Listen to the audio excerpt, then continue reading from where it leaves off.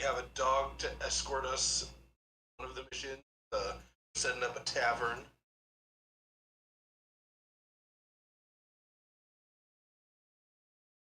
Session. And as I remember, y'all were originally going towards Brim.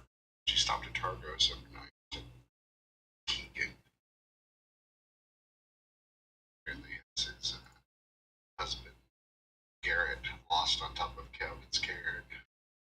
So I don't know if that really puts a wrench in your travel plans or whether you're still intending to go through it.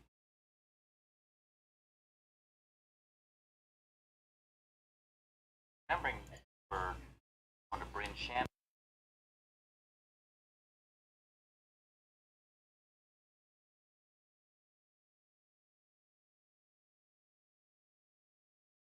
Way to Care Koenig.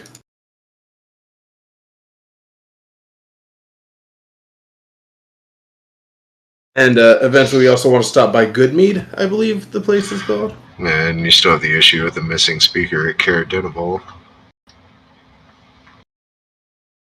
And the Red Wizard was going to be executed in East Haven. Yeah, there's a lot of beads going right now. There's a curiosity about Bremen because there's some kind of creature attacking over there.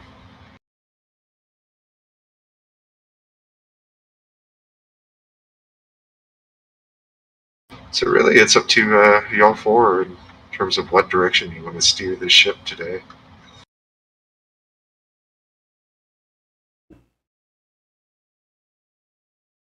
But on Targa, she would probably be bunking out at the old inn over there, the old decrepit one that Keegan said he had a connection to, kind of putting you up for the night. And yeah, I think we kind of ended the session on that. Make sure you guys give yourselves your long rests. And I'll advance the time to the next day here. I'm pretty sure I have a...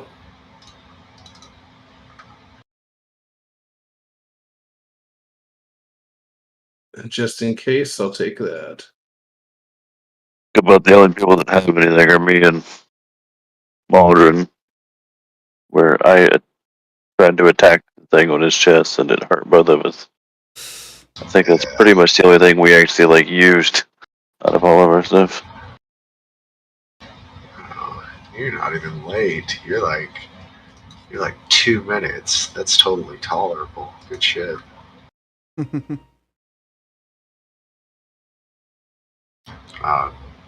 Yeah, so there's a lot of breadcrumbs out there for y'all to nibble on right there.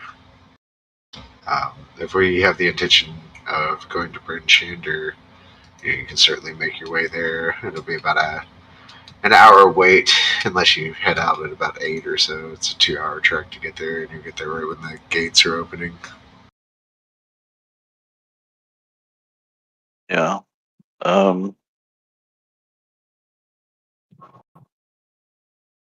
I think the only thing we really have that's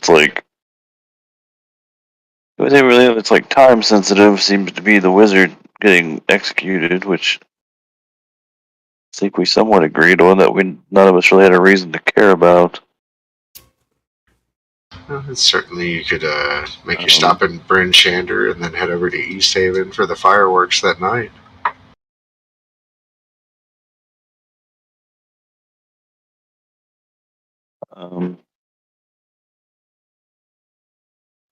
I sort of had the impression Maldron needed to get this thing looked at Yeah. on the sooner rather than later side, so it would make sense to me to go to Bryn Shander and look up the healer, and then if there's time, if we can still make it to East Haven by the time of the execution. That was the only thing that was, or at least felt super time sensitive, because everybody else has been missing or dead for a while, so what's one more day?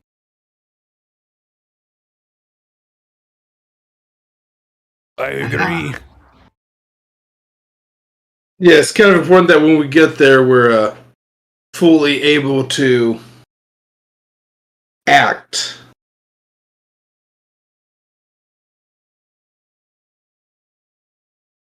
Plus, we gotta pass around those fucking flyers, huh? To promote our business, right? Yeah. Alright, well, it's pretty early in the morning. Y'all said you wanted to take the boy with you on the trek, right? Absolutely. Alright, so you gather a boy and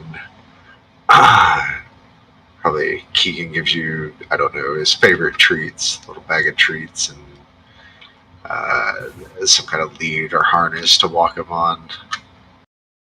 And just tells you to be careful and, make sure you get Garrett back in one piece here. You guys pack up out of Targos. You make a 2-hour trek over to Bryn Shander early in the morning after getting some breakfast and good stuff in you. Bundle up for the cold weather out there and head over to Bryn Shander right about the time it's opening up. And you're looking towards what they call the House of the Morning Lord, which, oh, my mouse is being stupid. It's right over here.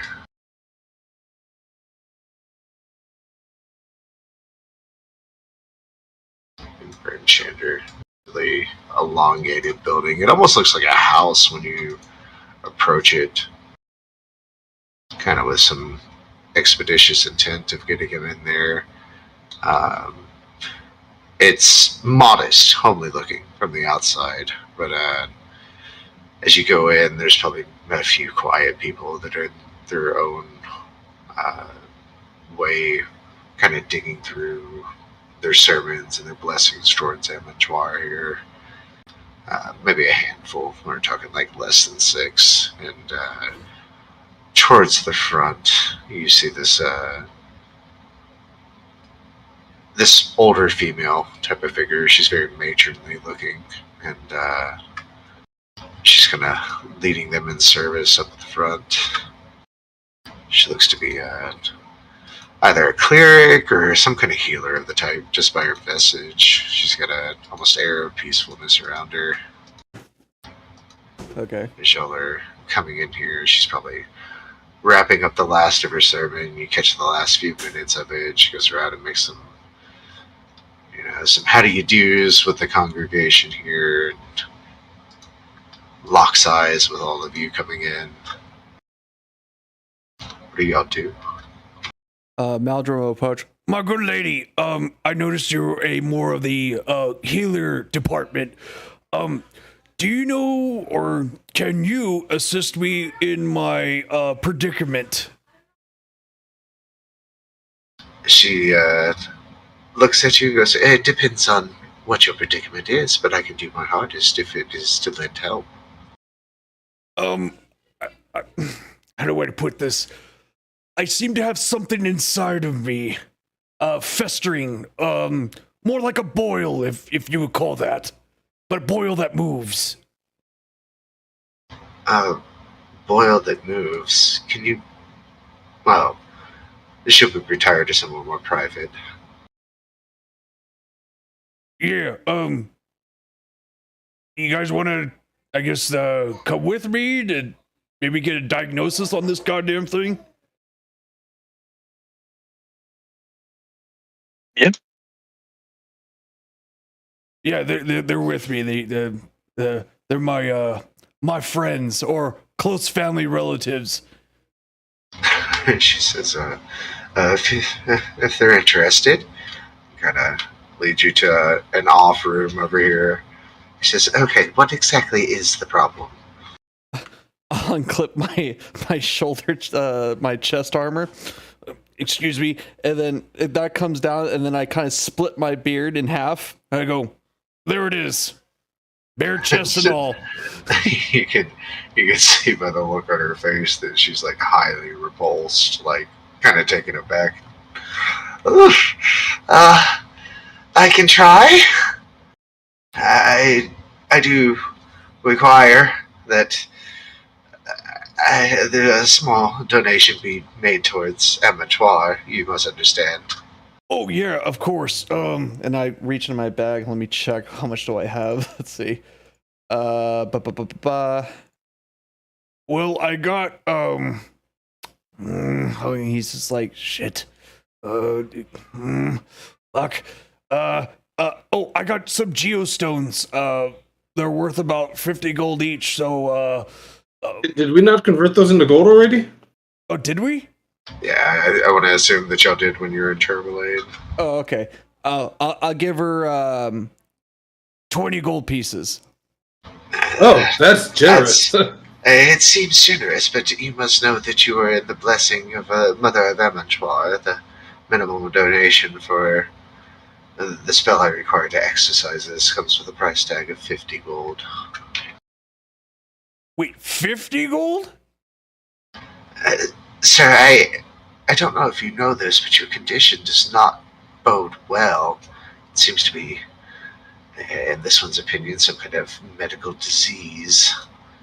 I will attempt to purge it from you, but yes, it will tax me a bit. Oh.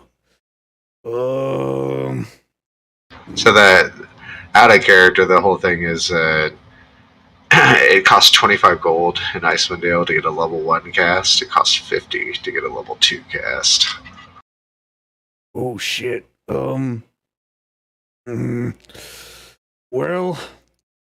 can't say no to that, I guess. Are you guaranteed you're able to cure me? Is there a money back guaranteed? If I cannot cure you, then I can tell you no one in the valley, or no one in the dale actively could. Oh shit. Sorry. Sorry. I'm in the presence of a cleric woman. I'll keep my language down a little bit. and then Maldron just reluctantly looking up. He's like, God damn cleric people. Who am I talking? and then I give her 50 gold. That's literally almost all I have. I have like 10 gold left.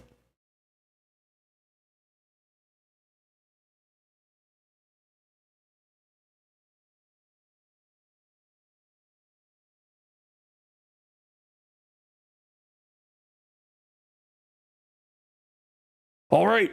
Okay. Got the So gold. you, And I'm rubbing my hands together. I'm like, and I shut my eyes and turn around. All right. Do what you gotta do, quick. she begins to touch upon you a casting of Lesser Restoration, which will purify you of diseases. And as such, I think as she lays her hands on your wound, probably through a gloved hand, because that shit's nasty, as you kind of take the spell in you feel the wound almost like close a little bit, and you immediately turn and start retching into the into like a garbage can or like a pot nearby. Who's next to me? It's a good question. It may be something to talk about. Who's witnessing all this?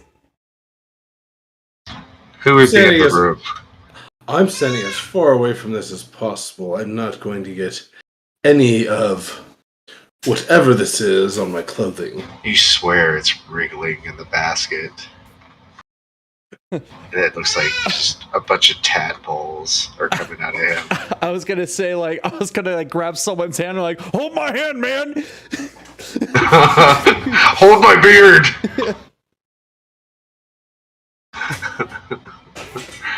Well, just kind of taken in this sight. Like, Maldron, you look, you feel visibly better after you've up-chucked and got whatever bile is in your system right now out of you. And, I mean, you're looking in the wastebasket and you can just see little tadpoles squirming around and up-chuck. Thanks. Sorry to be rude, but is this how women give birth? Is that how it feels? Like a relief? You see this gnome that barges in here and says, Mission, I have a but. Oh, good gods! He's looking at you. Yeah, Don't Someone, mind the tap. someone slap this man on the ass and give him a cigar. Hey, yeah, give me some. I'm fucking cold. Bishan, I will speak with you later. He kind of turns abruptly and walks out. Michonne, before you leave, what the hell is that? Can you verify what was inside of me? No, just that the source is gone. Do me a favor. She's kind of holding this basket. Just take this with you on your way out and throw it. Yeah. Oh, and I guess I'll try to like take the basket. So, I can take the basket and all, right? I don't have to take the thing out of the basket. It's probably like not maybe even a basket or a pot or like something you throw plants in or something along those lines where it's like it's got a little bit of fill to it. She just wants you to get it out of here. Okay, and then Maldrin will hand it over to Nickel. I go, Can you explain to me what the hell this is, since you're more of the sorcerer magic type?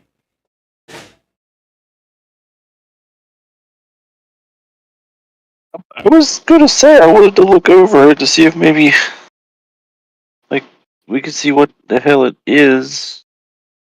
Because we know it had some sort of sentience.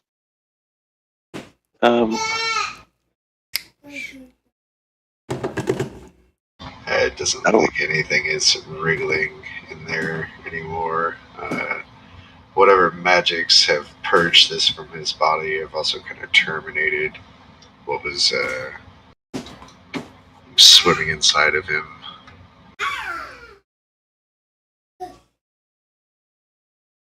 Okay. Yeah, I'll just be like, I have no idea what that would be.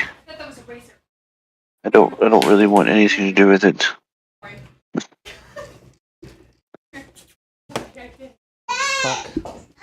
Whatever it is, it's you have been cured of your ailment there, Maldred. woo!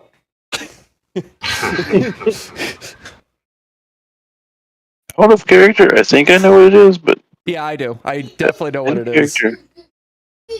Out of character, I'll leave it for you if you want to reveal that. So, what Maldrin had, he was basically fucked by a frog, a red slad, basically.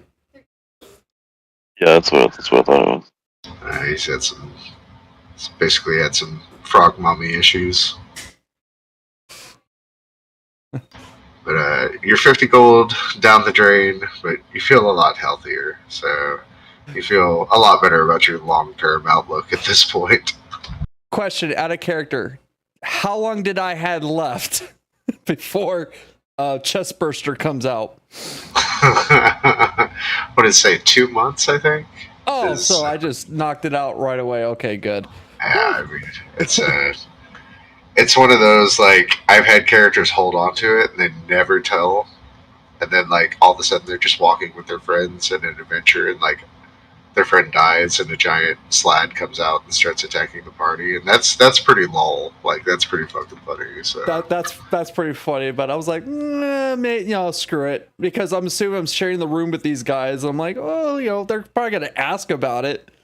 Yeah, there's always, it's how you want to play the mystery and mystique with that one more than anything. But we got a little bit of conflict resolution, some internal growth, a little hurdle past us. Yeah, I dig it. Is there anything else y'all would want to take care of while you're in Bryn Shander? There was that healer that let's see, the apothecary that Martha gets her dad's medicine from. That's all taken care of. I'd like to get some. Ask if they have any healing potions for sale. Mishan would be able to sell you healing potions. They are 50 gold a pop. I assume that's the basic healing potion. Mm-hmm. Correct.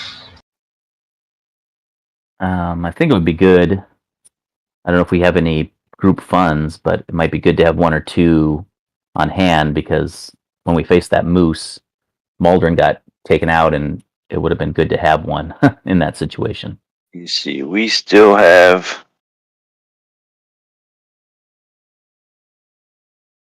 I think we still have like 100. We have 150 in group funds right now.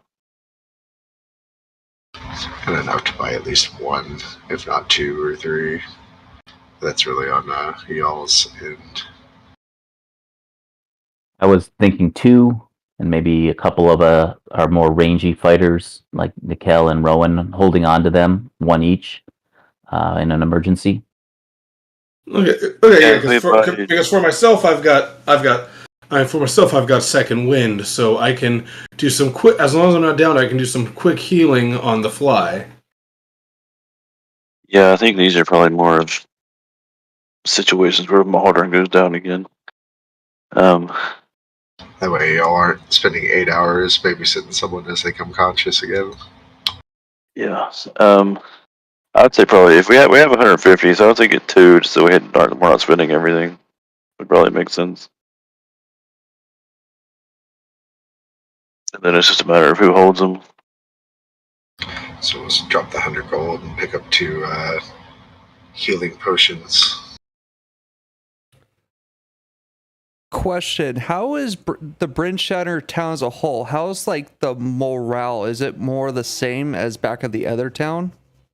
This one's usually a little bit more brighter, just because Bryn Shatter is like the epitome of civilization over here. It's by far the biggest city at roughly 1,200 people in it, and it's like the safest place you're gonna be in Icewind Dale. Probably the homiest place. Probably the most you'll feel at ease. It's not to say it's not without its blight. This is the place that every 10-day has a lottery where they go and sacrifice somebody outside to try and appease Oriel.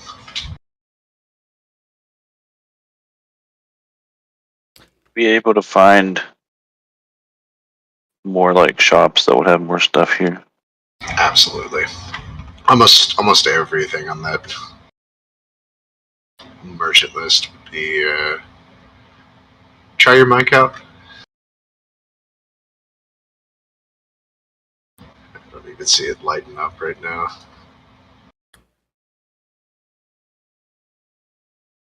Yeah, if you're not getting like any kind of register from Discord about it, see if it's set appropriately. So kind of by your name in the lower left-hand corner, there's a gear cog. You click that.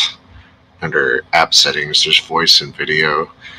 Discord often swaps itself for some weird reason from the audio drivers, so make sure you actually click the input device and click what you know your microphone is called. Because for some reason, I have like 5 different mic inputs that I use for various things, and Discord always likes to default it to default randomly sometimes, and I have to go in and manually change it myself.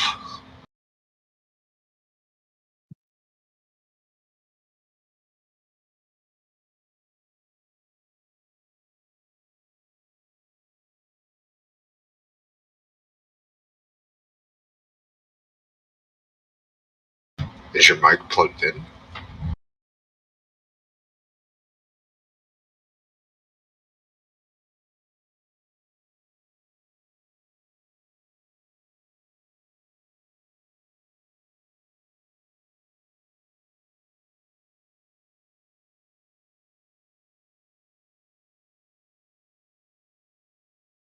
You could do the old like close that Discord completely and then go right back in. Sometimes that'll work.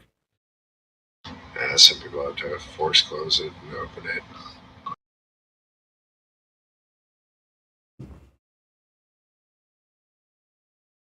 Oh shit. Anyway, keep all rolling. Go. Oh, hi, Whitney. What do you need?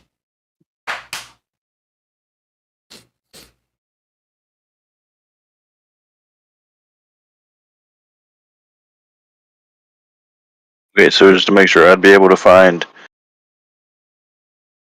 a disguise kit, thieves' tools, cow traps, and ball bearings. Okay, those like more roguish items are going to be in East Haven. That's like the one exception there. Because Did I find any of that stuff? probably like the disguise kit, but things like thieves' tools and maybe the caltrops. But the more specialized equipment for thieving and whatnot would be housed over in East Haven. But the more adventuring gear type stuff would be over here in Bridgeshander. So kind of a 50-50 on there. Disguise kit, yeah. Thieves' tools, probably not.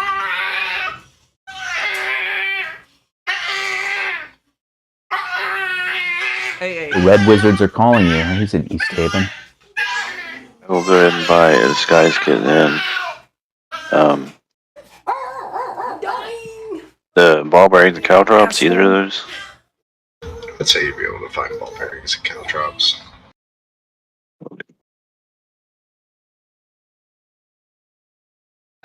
fuck, like.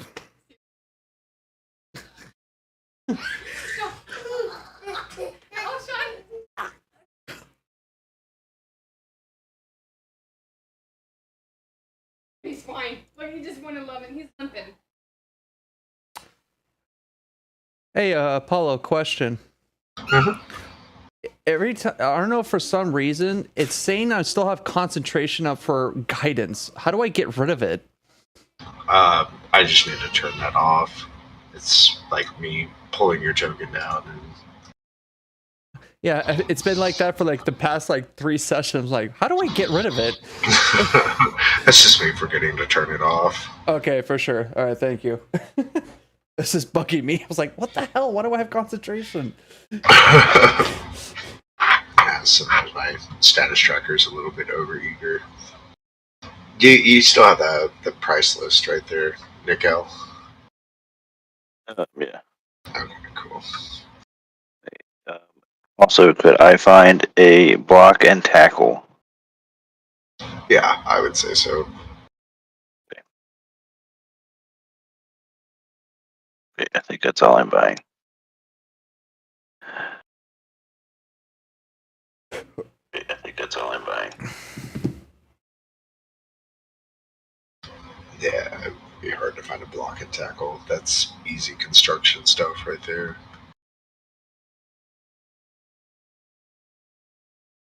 But hey, y'all not wanting to bunk out. Y'all wanting to get out of Enchanter, right? Go over to East Haven. Let's take a look at that map. We could light the lamp. That is true. You haven't lit your lantern today. Yeah. That would be so convenient if it goes off here, because the person we turned it into is also here in Bridgeshander. Right. Well, if you want to strike it and see. D4? Right. Yep. Wait, was Hakushin trying to find or try to buy something, or we didn't get like an answer? We didn't get an answer, and I'm not sure where they are. I sent them a guide about updating their drivers and kind of working through the problems step by step on Discord. Right.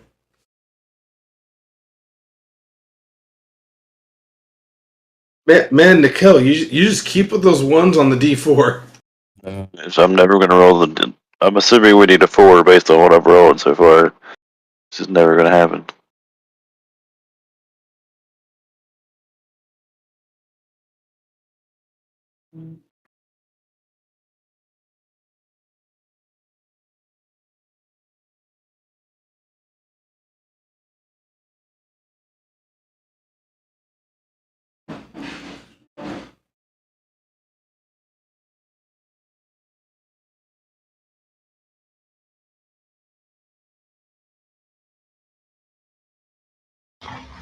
I'm just kind of working with him passively in the background. We're trying to get him back in play.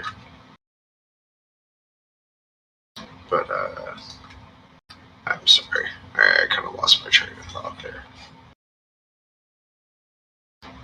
I'm not really sure if we'll do a shop with Hakushin. If anything, we'll do it passively because we're having issues right now. But we don't want to hold you guys up at the moment while we're working on this in the background. So if we're going in destination to East Haven, right? Yes, we are. Alright, just as a final stop here. It's about 8 hours in, so Come on, give us some fucking combat. Let's go. Combat. real late at night when y'all are coming through East Haven here. It's a little bit more open city. Like I said, this is a place where pickpocketing is legal, so you may want to keep an eye on your purses.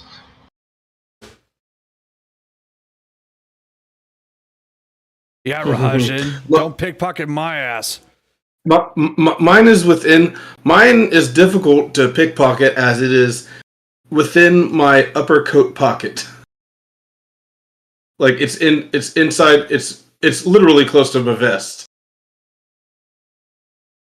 As you guys are starting to creep through the main road here, I need to real quick get in there and make sure he doesn't get charged this week. It's real desolate at first, but as you kind of move in around this time, like people are starting to exit their homes one by one. The main inn around here is called the White Lady Inn. It's kind of over at this part, so you'd be walking along this road anyways. And by that time, you either hit like here or here in terms of crossroads. There's maybe a good half dozen to dozen people that are outside bundling up and kind of heading your direction. And amongst the lulled voices, you hear them go, I can't wait to see this red wizard burn. It'll be such a glorious sight for everyone to behold. An absolute betrayal, worthless piece of human going up in smoke for betrayal of the adventurers of 10 Towns.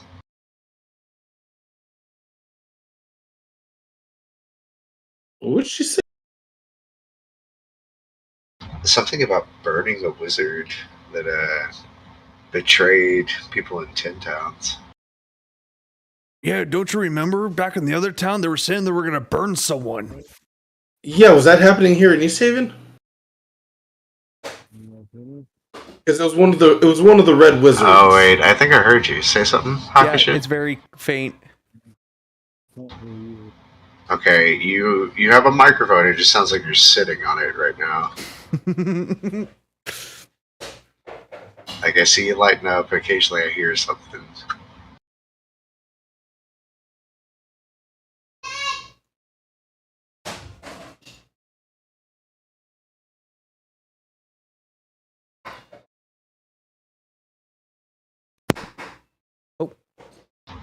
I heard something click, either like it was going hot or going off.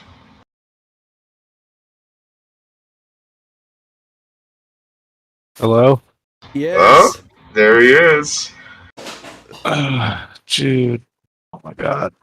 You made it. Computers suck. Yeah, computers suck sometimes. Was there anything you were looking to buy when y'all passed through Bridgehander there? Raji?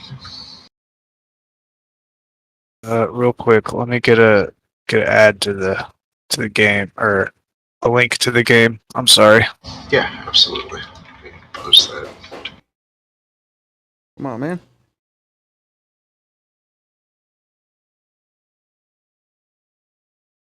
All right, what did I miss? You guys woke up in... Sorry. Targos, you took Boy with you, and you're heading out to Bryn Shander. You guys did a little shopping. So if you wanted to buy something while you're in Bryn Shander, we could do that real quick. If you had something particular in mind. Okay. I don't really have any money of my own. We purchased 2 healing potions for the group. And I gave birth. Who is? Oh yeah, we got rid of his modrons. thing. Modrin's little growth, his little Um, cancer baby. Also, who is actually going to hold the health potion? Do you want me to hold one and some people who will hold the other one? I say the person Ronan should hold one, and then Nikel should hold one. I think if we got healing potions, I think that's basically all I was going to use my money for anyway. So I think I think I'm good. With the good funds, so I'm sorry it took me so long, you guys. I was trying so hard. It happens, man. It's technical difficulties.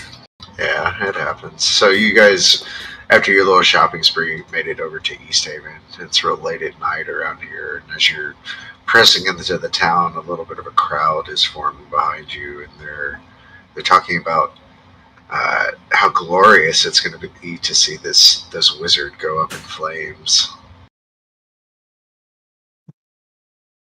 and it's supposed to happen tonight. Like it's Apparently, from what the little shit said, yeah, apparently they're gonna burn him tonight. As you'll keep going down this road, probably by the time you get over here, you know, those that have had business in East Haven know that you need to make a hard kind of northwest turn to get on the street with the White Lady Inn, but the crowd is continuing down this way, and it's only growing. Like, you probably had like six people when y'all crossed right here. By the time you're over here, it's easily 20. And they continue kind of on this easterly path. So are you looking for, you know, a place to sleep, or are you following the crowd to Remind this one again why it is they are burning this man. Apparently, he committed some crime. He's a red wizard, and I guess he terrorized 10 towns. I don't think we actually know. I was going to try to grab somebody to ask. No, we heard it from the little bastard. Yeah, I don't think we heard like exactly what he did. Just that he's supposed to be executed. I think you could strike up a conversation with passerbys, you know, trying to get more info. Definitely. That's what I'm gonna try to do. So I gotta roll for that. I think it's like you and Nikel were strumming up some information, so you'll kind of going back and forth and you know, picking out a little story here and there. Nikel, this person says that this person, we call him Dazan. He came and he had the guise that he was going to hire some people to help him uncover something that was buried out in the snow, and he took the adventurers out there and he slaughtered them all to hide the secret once he found it.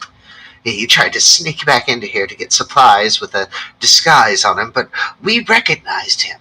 And we asked about where the adventurers were, because nobody had seen them. And then he wouldn't tell us what happened to them. And someone found them dead out in the snow about a week later. Just absolutely brutalized. Wait, hold on. They were brutalized magically, or? Absolutely. They had scorch marks, electrical burns, frostbite on them, all names of elemental damage. And that's right up for a wizard to do. And what were they looking for? No one ever found out. How do we know that this is the man that committed these brutal atrocities? Create and maintain a because local merchants around here have seen him. They know that he was setting out with the adventurers around here to find whatever it is he had found out in the snow.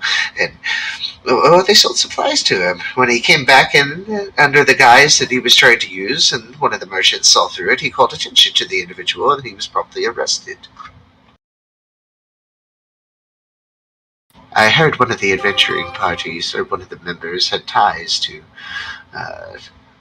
some of the god folk around here. They may have taken it personally. I'm just gonna turn to my group and speak only to them and pretty much say, I don't know about you, and honestly, this one does not care all that much, but it seems like they are going to burn a man before he is proven guilty. I mean, can we speak to the town? Is there a chance we could speak with the town speaker, or is there a magistrate? I'm afraid you might.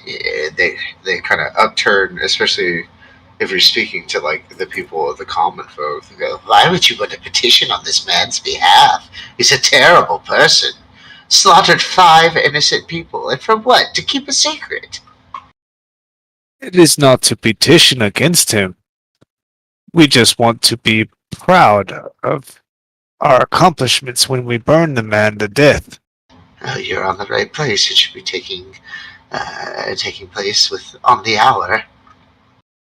Yeah, they're, I'm assuming y'all would want to be following the crowd at this point. Yeah, for sure. As y'all keep making your way and keep trying to suss up the situation, like everyone claims that they found all the news on the street is that they found the bodies out there and they had obvious elemental manipulations to them, things of wizardly knowledge, and the fact that this guy was so brazen to try to come in here and under a disguise, especially being like an infamous red wizard around here, that people would not see through it, but they obviously did. And when pressed about the adventuring parties and then eventually finding them in the snow, they knew that like this guy was guilty as fuck. But you keep pressing inward, keep pressing onward to the Yeah, if he was proven guilty, then I don't care. guilty to the people. Y'all eventually come up here to the town square, which is, markets all kind of around here. That's where a lot of the mercantile bits take place. And as you're coming up, you're seeing it's not even, tens of people anymore. This may be 100, 200 people that have gathered around the center here in front of the town hall to watch the public execution of this so-called Dazan, a human wizard who, despite efforts to disguise himself, was recognized and arrested for the crime he had inflicted upon the Dale folk. He had been bound to a stake and gagged. Members of the militia used torches to light the straw tucked around his feet. Fanned by the wind, the fire catches quickly. Dazan does not struggle or scream as he is quickly engulfed in flames. Bundled up spectators move closer to the human bonfire, eager to feel its warmth. If you guys look towards Discord right now.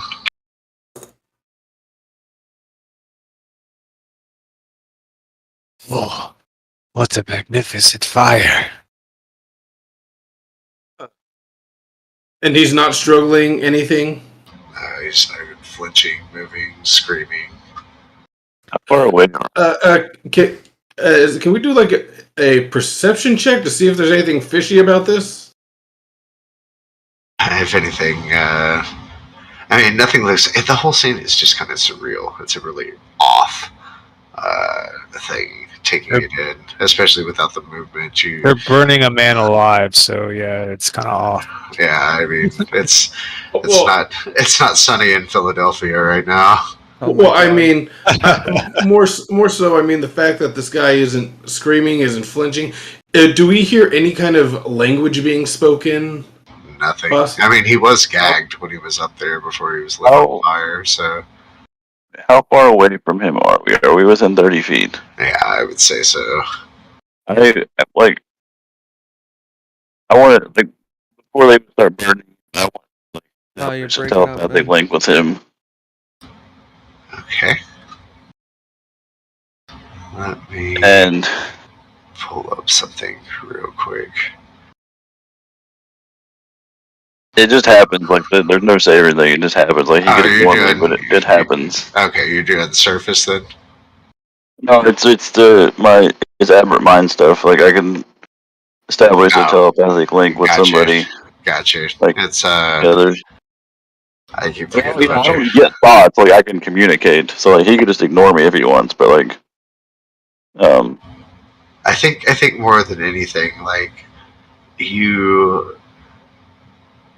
see almost in the last remnants of fishing his mind here. This I don't get to pitch him. I don't get to like search. I get to like speak to him. Is what it is. Oh. So I can speak to him. Okay. Is what I would want to try to do. So what are you trying to say? I would be like, I mean, I guess I would just start to be like, "Did you do this?" I think what you hear is a yes, and you'll never find it. Oh, What is it? it's too late. He's dead. The only thing you get the impression, like you're not deep diving or anything. It's just it's Oh yeah, you can ignore people. So yeah, somebody. It's like an afterthought, and what you feel is the sensation of diving, almost like nose first into the snow, and that's all you can really picture before the link is severed from him cooking from within. Okay. It's like a slow fade out, like as you can picture yourself, almost like your character's a rabbit or something. It dives into a hole, and the link just kind of fizzles out. Okay, so I'll tell her. I'll be like, I was able to speak in his mind. He said, yeah, he did it, and that we would never find whatever it was. At least he admitted to his crime. And Maldrin will kiss one of his amulets, and is like, Prayers to the light god. Now, what do you mean by not finding? Yes, Well, what's they There's told us that he told us that they were looking for something that he probably found with everyone. So he must have found it and then hid it before he came back to town. There's a woman that's kind of bedecked in a tailored coat and a fur hat that comes up to you guys. She says, good riddance to bad rubbish, eh? Yes, good riddance. So, She says, I couldn't help but take in yourselves around here. Not locals, I would take it. You look rather accomplished of yourselves. True, just passing through on business. Yes. However, your you ceremony does remind me of the burning of King Olaf, where I am from. I've heard rumors about a few matching your descriptions that have helped out Tourmaline and Lonelywood as well. You wouldn't happen to be the ones that hunted down the white moose, would you? Oh yes, Word spread This quick. this one is very famous for the killing of the white moose. Yes, so I've heard. Accomplished adventurers, and myself is Imdra Argalath. Or excuse me, Arlagath. That's, let me get you a name out of the Foundry. Pleased to here. make your acquaintance. My name is Raji, and these are my acquaintances. Maldrin, Mikkel, Rowan, and Tarek. She says, kind of looking at Rowan. This one is intelligent. Keeps his coin purse at the front where you can see it. Wise to do around here. With such accomplished adventurers coming through here, you see how we handle things. She kind of points to Dazan and the effigy still burning with people kind of huddled around. You have to understand this isn't an execution of vengeance, but meant to deter others that would bring harm to those that live here. I do have a bit of an issue, though. What might that be? Perhaps you could go looking into it. I'm rather busy around here, especially given the politics lately of taking this wizard down. I've had a few fissures that have gone missing on Loch Denizens roughly about a 10-day ago. The coastline is hard to sail along because of the ice flows, but sadly anglers prefer it. There are fewer competing fishers from the other lake towns there. We need someone to scout the coastline and search for them.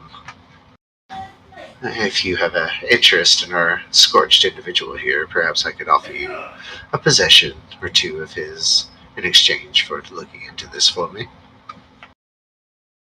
Oh, well, we're in the middle of trying to find someone ourselves, to be honest.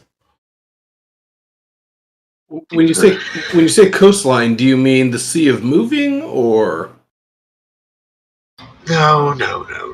Of the lake here, of course. Referred to Loch Denizens. How big around would you say that is? You can actually take your ruler under your character and do some.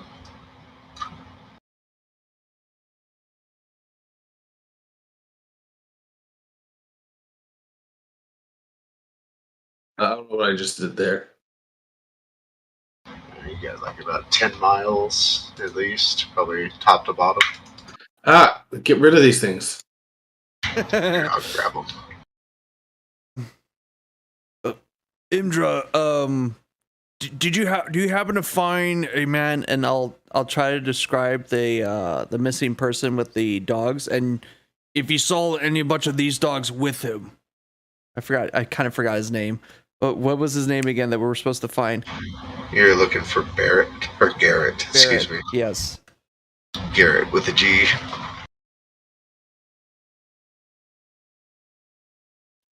I didn't catch what she wanted us to search the coastline for. Apparently, there are a few fishermen that have gone missing. East Haven still values people that can gather food a lot because it's not like its best resource. So even a small loss of 4 fishermen is enough to like kind of affect the food economy around here. So with 4 of them disappearing, the Imdra here is a little worried, concerned, but they've also been gone for almost 10 days, so she would not be optimistic. She just really wants to know what happened to them more than anything, and make sure they don't keep losing fishermen.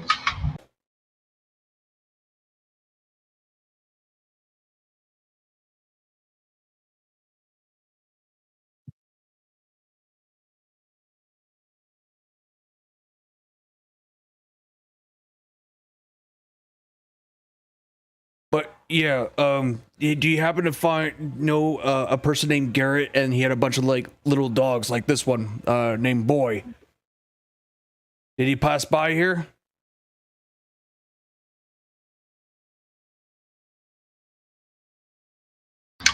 They wouldn't be able to recall anyone that fit that description. But especially if someone's making their way out of Bryn Shander, that kind of times things that they probably wouldn't have a layover in East Haven. They probably pressed on the whole way to Caer Konig. We are heading to Caer Konig, so if we walk the coastline, we can get to Caer Denival and Caer Konig, and then just walk the rest of the coastline back, and we'll circumnavigate this lake and get our business done. It'll take a little longer, though. Clearly, You also got to think we got to head to Goodmeat too. yeah, but that's in the opposite direction. So, and that's on our way back. That's on our way back to Lonelywood, kind of. Well, thank God we had the extra days, huh? Yeah, we're not really in any hurry for anything. I guess we do got to get back for the Could in opening, but we don't really. I mean, you got to a new town too. You could light your lantern. Yeah, I was gonna do that, and then the guy was getting burned, so I can undo it now, I guess.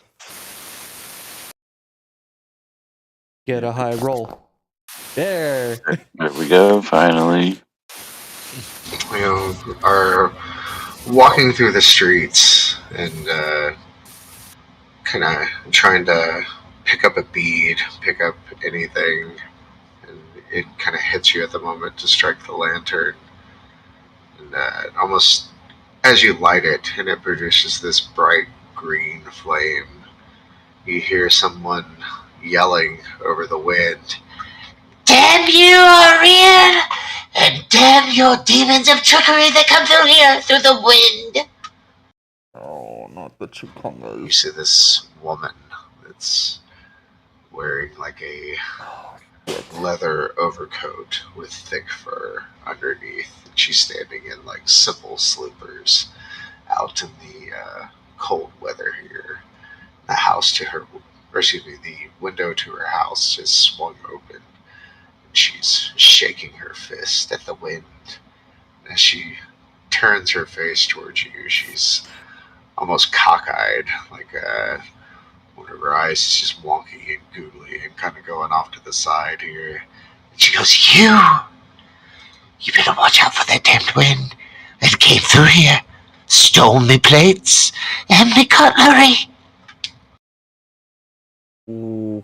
Wait, wind. We're hunting elementals, right? Is an air elemental correct? It's just some kind I got elementals. some kind of elemental in general. Well, that certainly seems to match the description. You kind of taking in the scene around here. This crazy lady's yelling something about the wind stealing her silverware and plates. I'll go up to the. I'll go up to this allegedly crazy lady. Excuse me, did you just say? I took my plates and my spoons and forks and knives. Chukongas. Cursed wind of Oriel. Like they just blew away, or they floated No, out? it came into my damn house and took them. It was gone. Little footprints and everything. As you look at her windowsill, there are in fact like really tiny footprints that are kind of skittered all around there. You see them almost in a line, fanning out towards a clearing of wood that is patched kind of within the city here. What is so special about her cutlery? She goes, my feet are cold.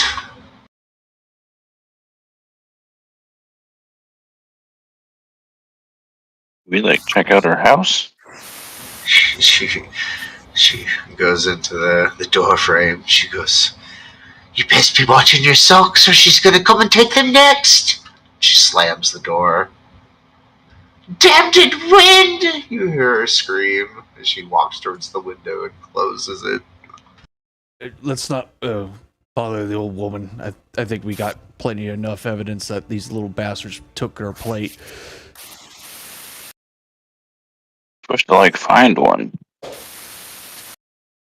You do see some tracks that you guys could follow. But I think looking at your sheets here, Is Boy able to sniff them out? I think y'all would even have a passive perception high enough to be able to follow him out.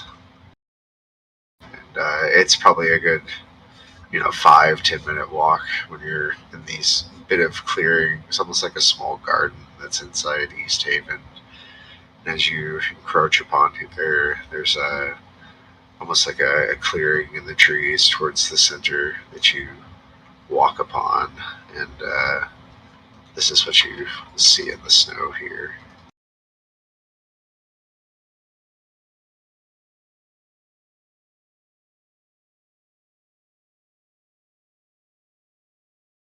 Is that being thrown in Discord or? Yeah, my cat's just being an asshole. Huh. I assume. Okay, so this is a really tiny art piece. They're really, really small. They seem to have some kind of plate. It's on the center here. There's a pine cone. There's one in the center that has kind of his hands in the air, and he's kind of waving back and forth. And there's one on the right that's holding a knife, and one on the left that's holding a fork. And as you guys are just taking in the weirdness of this scene, the one in the center kind of starts moving his arms and gesticulating to a rhythm to the one with the fork. The one with the fork stabs it almost on the pine cone, but not quite on the pine cone, just real near it. The one with the knife furiously starts pulling this knife back and forth, and you hear that against the plate, even against the wind where you're at here. And as the one starts sawing, the center one kind of turns and starts waving its hands towards that one. And it turns suddenly once again to the one with the fork. The one with the fork stabs it. Basically, where this one was sawing at. And it holds the fork out to the one in the center. The one in the center is still kind of gesticulating with its hands. It reaches out and it seems to grab something off the tip of the fork, but there's nothing in its hands. And it moves it up to its mouth and kind of covers where its mouth would be, because they don't actually have mouths. They look like almost little, masks that they're wearing. And you see it run its hands from where its mouth would be down to what its torso would be, and you would assume its gut, its belly, whatever it is. It starts just furiously rubbing to the rhythm on the belly, and the other two start making this high-pitched squeaking noise, just elated here. They it's almost like this middle one kind of comes to, and he sees you guys out there. He's waving his arms so the other two turn around, and they don't have eyes, but they almost look like they're looking at you, and they look fearful, and kind of back up to the one in the middle here. And they're all kind of huddled together. You see I'm able to walk up and try to take the silverware from one of them. Wait, Roger, wait! Because I'm being irritated by the sound of the fucking knife. you it looks like the one in the center is kind of whispering to the left and to the right. He points towards your group. You see him making this beckoning motion with his hands. The sound. Are we supposed to follow these things, or are we supposed to capture one, or what were we doing? I think we're supposed to capture one. You were supposed to take notes on your interaction with them. Oh, just take notes. So we should have been watching and not let them know we're here. Okay. They're trying to mimic us human beings and trying to copy them eating, and it's very odd and bizarre. Can I make an insight check on them? Or Yeah, absolutely. Okay, cool.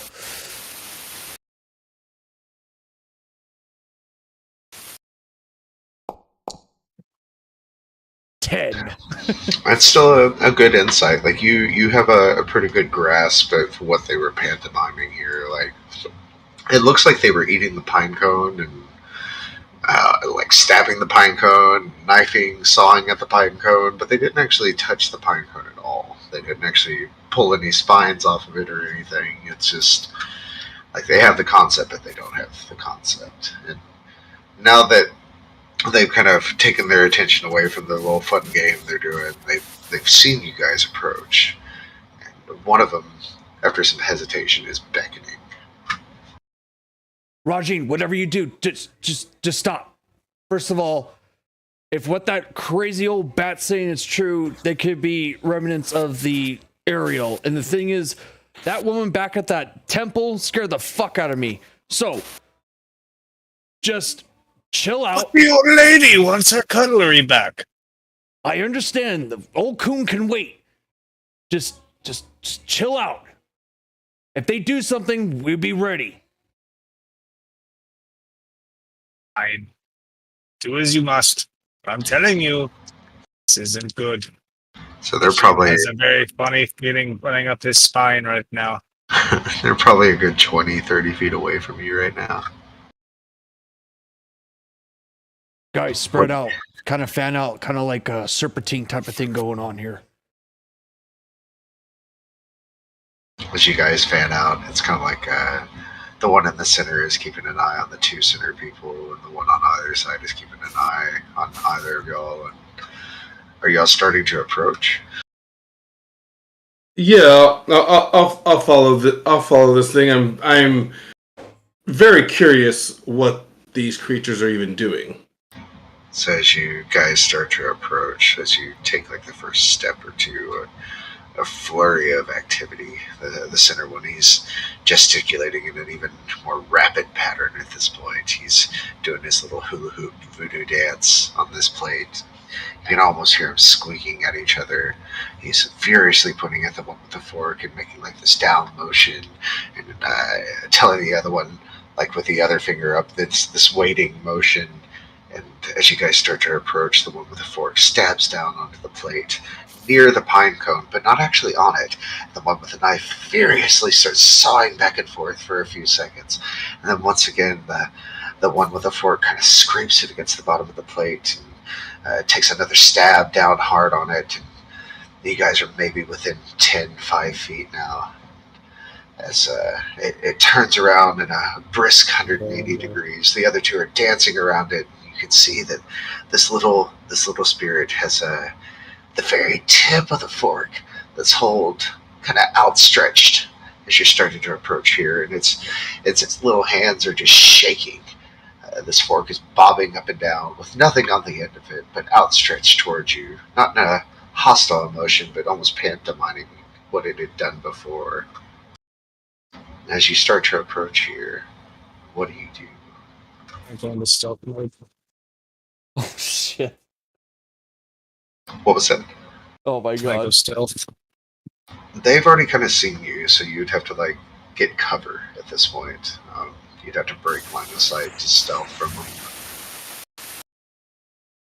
them. Okay. And you said these are tiny things doing this? They're like slightly bigger than a pine cone, so maybe 2-3 inches tall at most.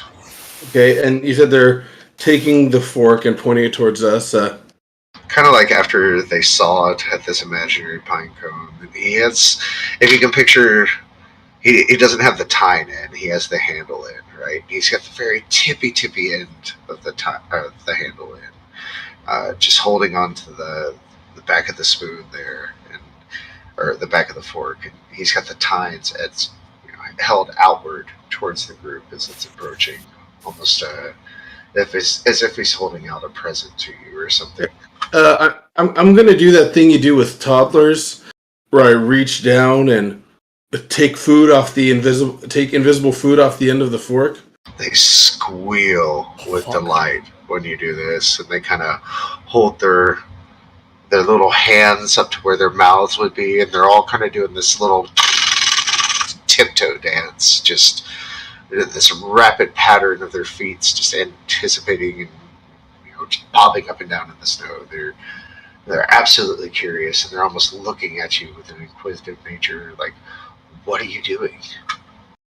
I'm going to take this invisible food, toss it into my mouth, and start chewing. And like, their pittering feet stop, and they kind of all three huddle together, and they're looking at you. All right, I don't think they're hostile. Let's start moving a little bit closer. Rowan's got everything under control. Mm-hmm.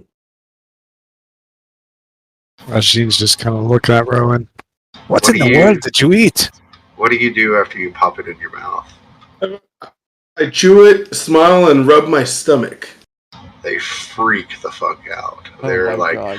you just hear these like high-pitched squeals, and the two with the fork and the knife, start sawing and start passing it out to the others. But the one in the center, he starts to approach you. waves at you, Rowan. Rowan, start dancing. Start waving your arms. Okay, I'll put my hand down for it to walk onto if it'd like to. It runs up your sleeve, and you can feel it skittering against your body for a second, and you feel it almost go towards your waistline, and then it disappears. You don't feel it anymore. Well, that's concerning. The other two cut up pieces, and they're passing it around, and they kind of look towards you for a second after Machine have a piece. you feel it disappear. They maybe get 2-3 pieces out in this midst as you're kind of patting yourself, but as soon as you feel it disappear, they look at you and they drop the fork and knife and they bolt. What? Wait! Before y'all can even figure out, it's animalistic. They turn into a complete fight or flight response. They have before you even react or get yourself out of this hunched over position of looking at them, they've taken off towards the woods. I'll push Rowan down and go, where'd that little bastard go? Is he in you? Are you possessed again?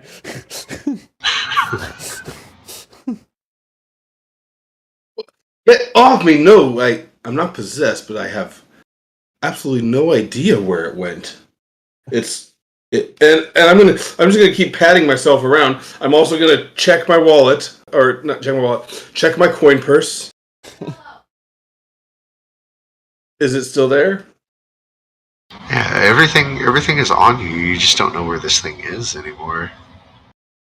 I'll quickly untuck my shirt and just kind of flap it out. Yeah, it's not tucked anywhere. You don't feel it or see it or can't find it, but you didn't see it leave, and you don't see any footprints, tiny little footprints escaping away from you.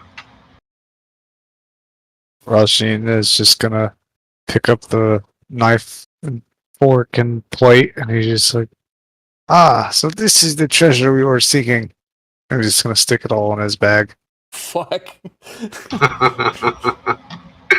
It's like a true Skyrim character. You're carrying around a set of plate and silverware for no reason. Yeah. Did the other two leave footprints? Y'all try and track them down, and one literally dead ends into a large rock, almost like the creature went through it. The other one dead ends into a tree trunk. And it's like they ran full force right straight into it. Okay, so, well, we were only supposed to write down and observe, so I guess we observed and we have plenty to write about.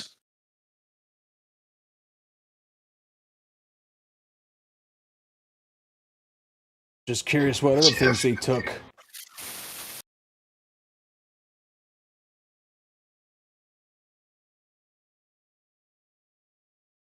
Well, it doesn't matter. As long as Ronan's still with us. Are you still with us, my lad?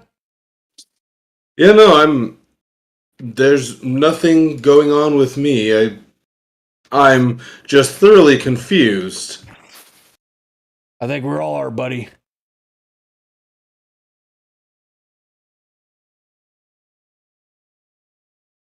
Yeah, curiouser and curiouser, guys. How is Boy? Because Boy's with us. How is his demeanor? Obedient. Boy is not really too concerned about what's going on, but maybe looks anxious. Their get up and go is in high drive right now. His instincts to go and find Garrett are in that direction, as is his intention. Well, that is, again, we are heading that direction, so. Absolutely. It is pretty late. I mean, y'all could head out to Caradenival, kind of maybe hopefully find a place to sleep over there in the morning, or. It is about midnight, and the place to stay around here would be the White Lady Inn. So if you were wanting to get yourselves a room, today would be, or around now would be kind of crunch time for it.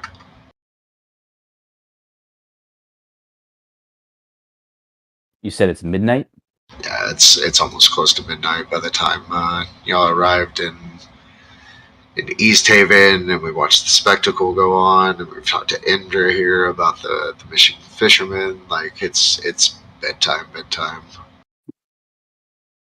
I propose we stay here and head out searching the coastline on our way to Caer at first light.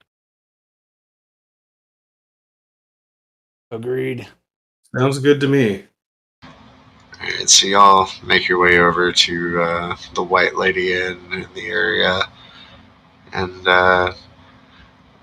as you are coming in and looking for a bed, it's kind of a two-story inn where most of the bedrooms are going to be upstairs, and there's a grand formal room that, as you guys kind of come into reception over here, there's the thick smell of like exotic incense in the air.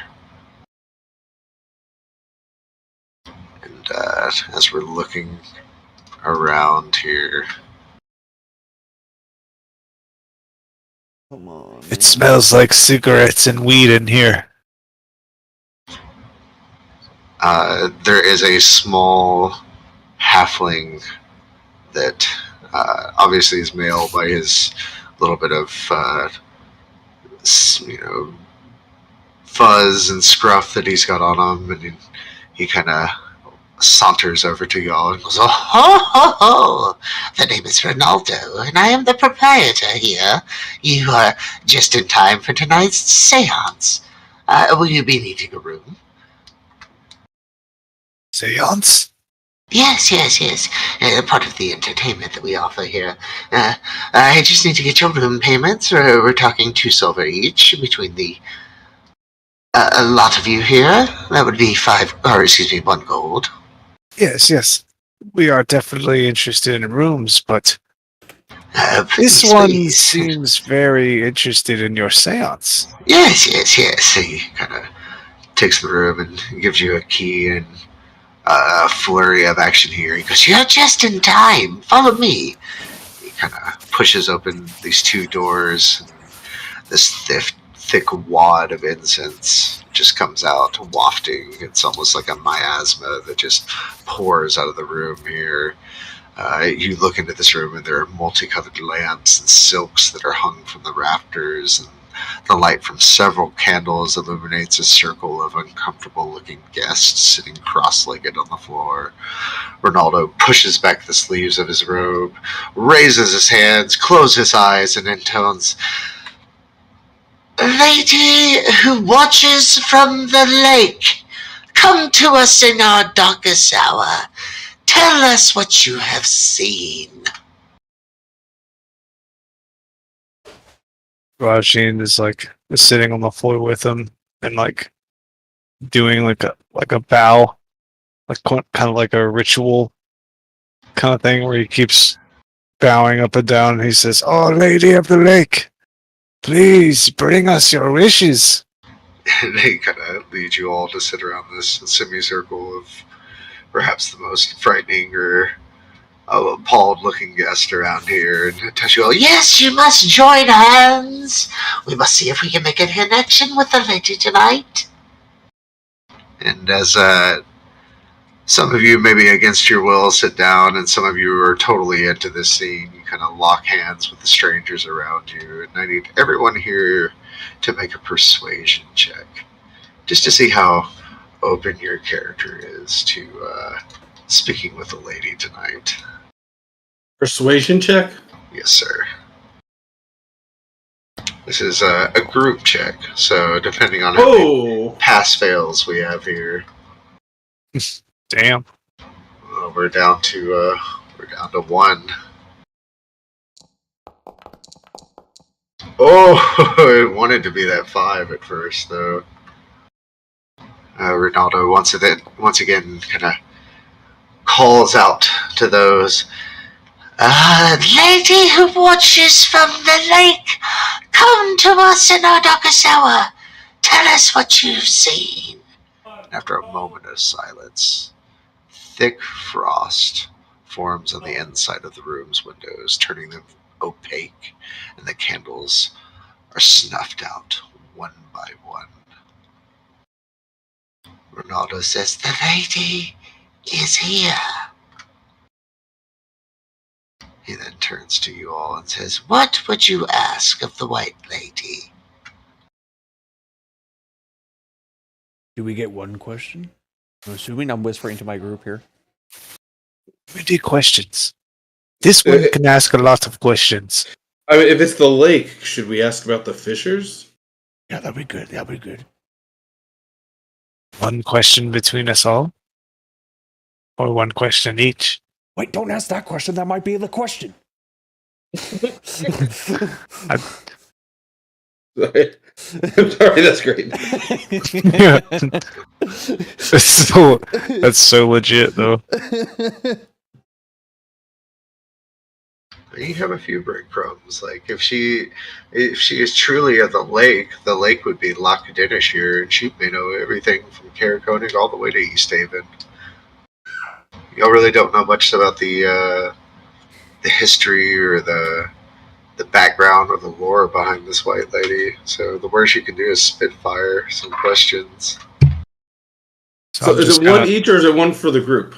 I'm just gonna like nudge one of like the locals that are a part of the seance, and I'm just gonna be like, does she mean one question for all of us, or one question each?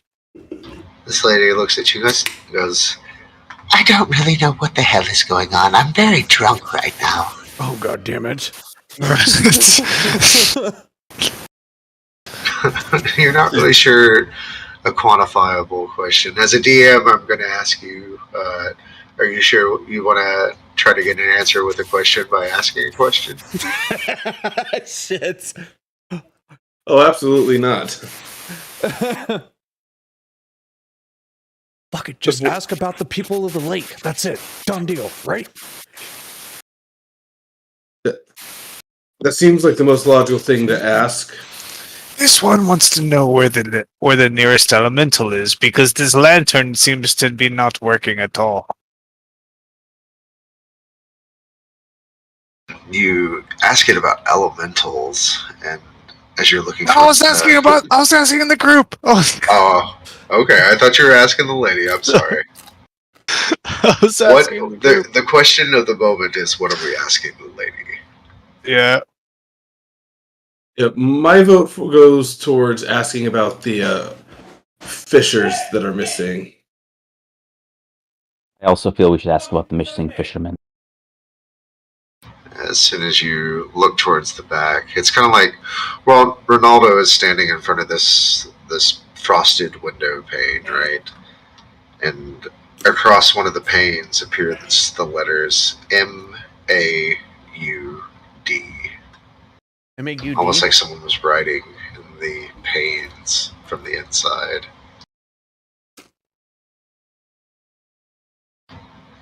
And then underneath that, the words cauldron appear. CAULDRON. There's roughly about 8 panes of glass here. Or excuse me, 12 panes. One on the top, one in the middle, one in the bottom. If you can picture like a 3x4 window with these panes. So, and the pane right next to the one that says mod plus cauldron, there comes in the pane next to it the words free, and underneath that, food.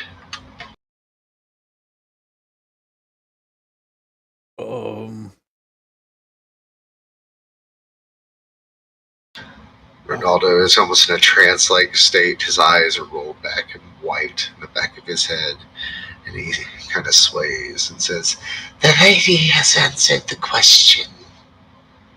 Who else may ask her one?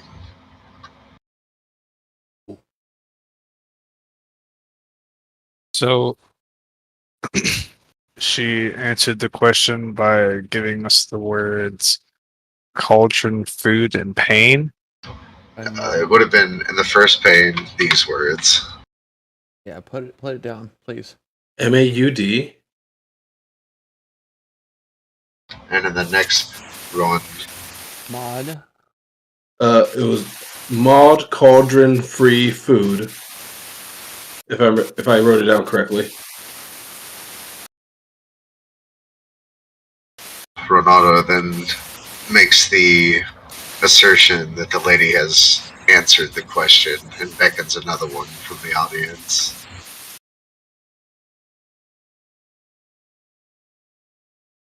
Should we ask about the little spirit people that we just saw earlier? They were pretending they were eating food. Maybe that could be a connection.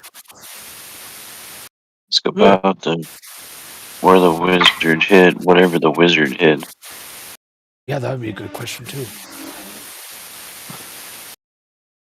So what are you asking exactly? Either what it was or where it is. One of the two. In terms of the wizard, or... Yeah, like the item he found. Okay, What do you all think? word it into a question for me so I can see how the spirit would reply. Do you all want to ask where it was or what it was? I think where it was would be best.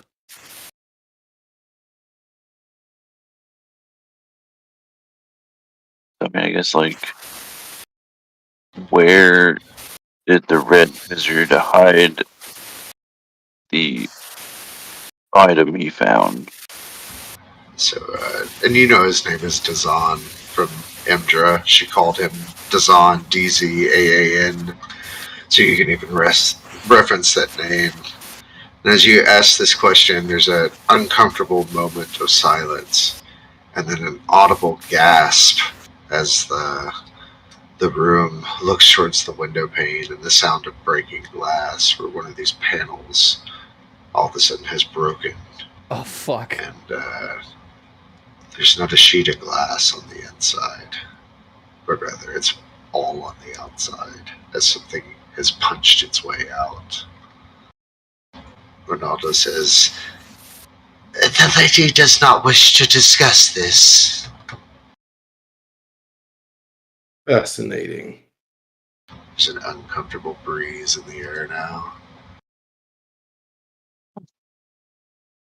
I think you pissed it off, Rajin. What? Rajin said nothing. He beckons once again and says, The lady still wishes to answer more if someone has a question worthy of her attention. Let's see. We haven't heard of. Kaer Koenig is where the speaker's been. No. Which city is the one where the speaker's been missing? Kaer Dineval? Kaer Dineval, yeah. Is the speaker of Kaer Dineval still alive? Should we ask about that? Or if she knows where the speaker where the speaker is.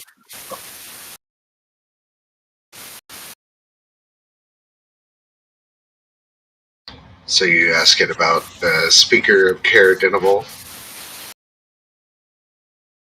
Yeah. Sure.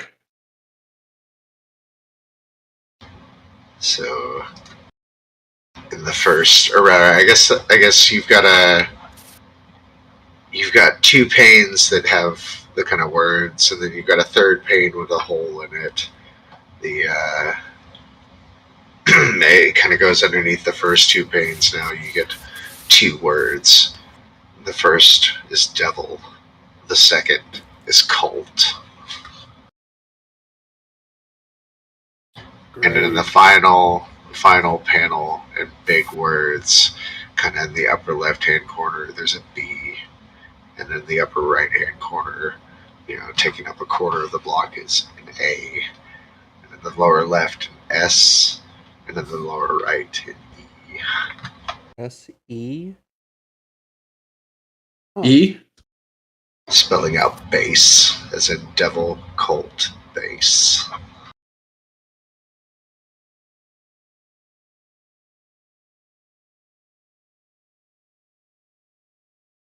Ronaldo exclaims one last time, The lady's connection is getting thin.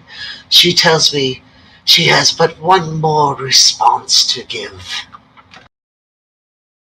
seems you've hit 2 home runs asking about the fishermen of East Haven, and then what about Caradenival? So what do you ask from here? Kerr Koenig seems like we need to solve the mystery of Kerr Koenig real quick, or at least get. Yeah, You what guys, about the invisible people? You ask about Kerr Kerr Koenig and the invisible people. And if you guys turn towards Discord now, this is a really good kind of look at the scene here. You've got Ronaldo in the center, and these words appear in the bottom right-hand pane. Invisible dwarves? Uh-huh.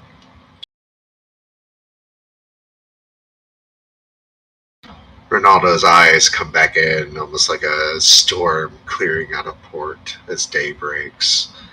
His pupils come back into view. He says, "Ah, the lady has left us. May the lady's insight bring company on your travels. It is that time that I should repair. The seal to the spirits is getting close as we are moving away from midnight, and I cannot channel her anymore tonight." Besides, he turns around and kind of pulls his jacket closer. I have a window to fix.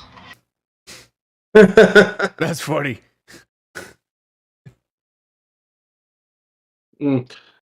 Hopefully he charges the lady. 2 silver per person, he's making out alright. Yeah, he can definitely afford to go get his glass fixed for theatrics or not. There's probably a good 12 people that are in here too, so he's almost at a full house tonight.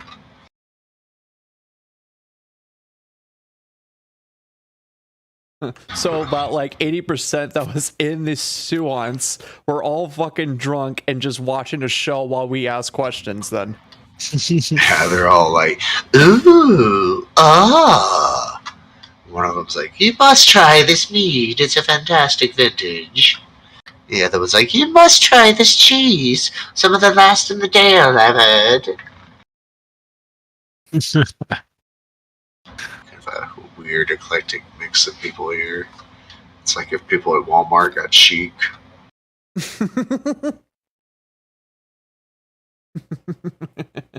But yeah, I would be able to retire for the night. I need to take like 2 minutes and run to the restroom, grab some more water.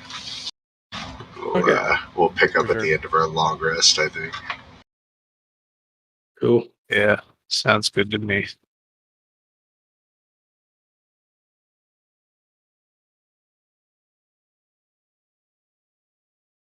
I was gonna ask if the what the hell those little spirit people were.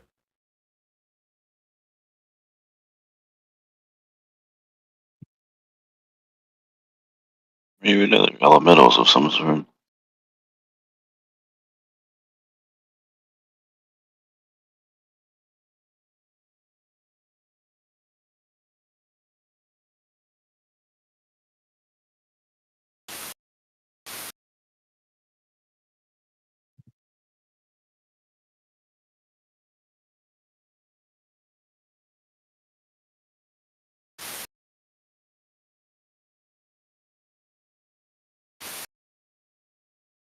Oh my god. Yeah. It's just in a bad position to spread light throughout the. Sure. Just grab a bit or two.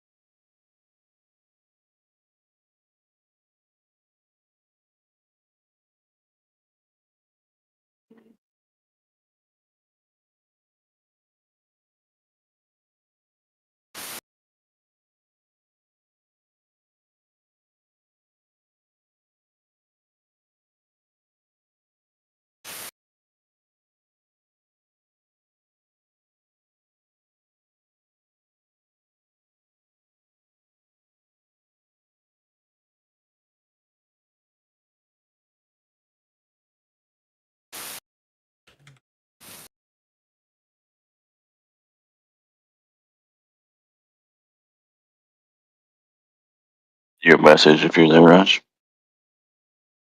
What's going on? I sent you a message. Okay.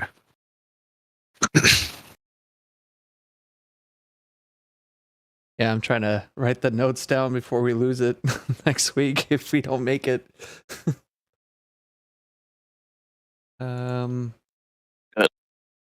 Are you throwing it into the? Okay, you're throwing it in the group notes. Nice. And then what? The second question, it was asking about the red wizard, right? If I'm not mistaken. Yeah, and they won't speak about it. Right. Well, we had specifically where the item was.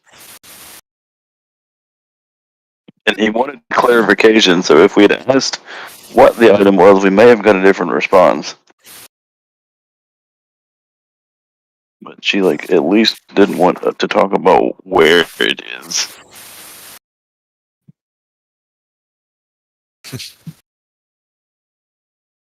There's some interesting Shattered. information coming out of this.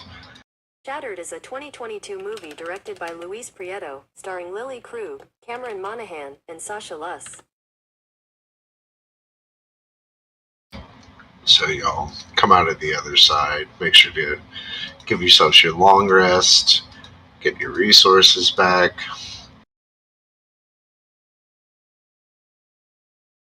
We wake up nice, bright and early. A little bit off for 7 here.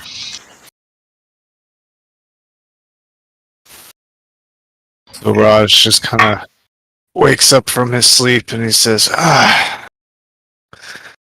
Nikhil, you are definitely the best roommate Raj has ever bunked with. You don't snore at all. I can't imagine I would. I've never been told I would do it.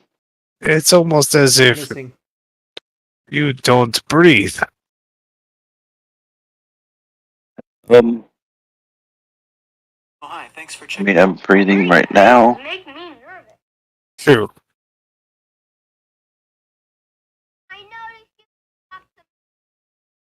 This one is very happy to bunk with you as he does a big old cat stretch. If you look closely, he stops breathing.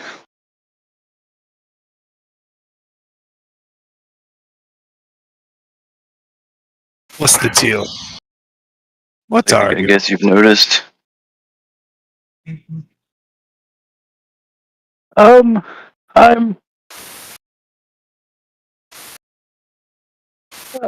well, partially not alive, I guess.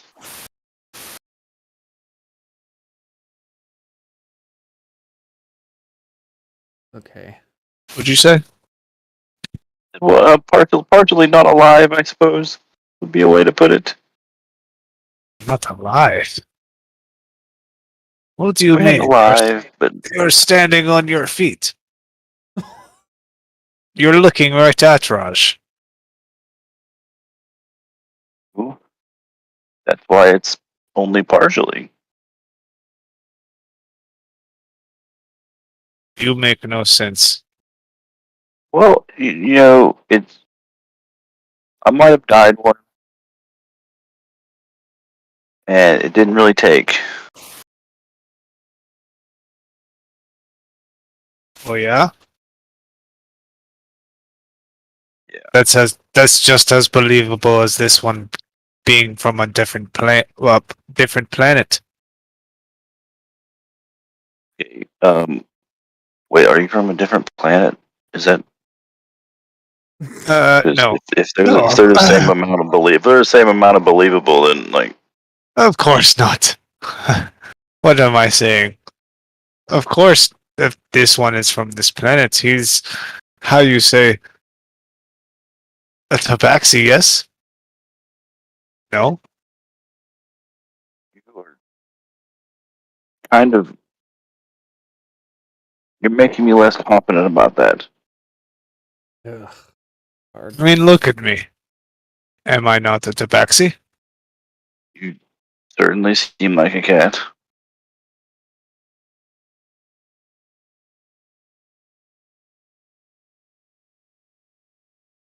So what are you? I do I not look like a halfling? You do. And this one looks like a tabaxi, no? Exactly. So I think we're on the same page here. Yes. That both of us are exactly what we're saying we are. Yes. Agreed. Exactly what we say we are. So I heard. Nikel will kind of run his fingers across his ear, What the fuck? and you'll notice that it's pretty well hidden, but the top of his ears are slightly wrong, Like where he multiple probably... It looks like he probably cut the top of them off at one point. Like they may have been pointy before.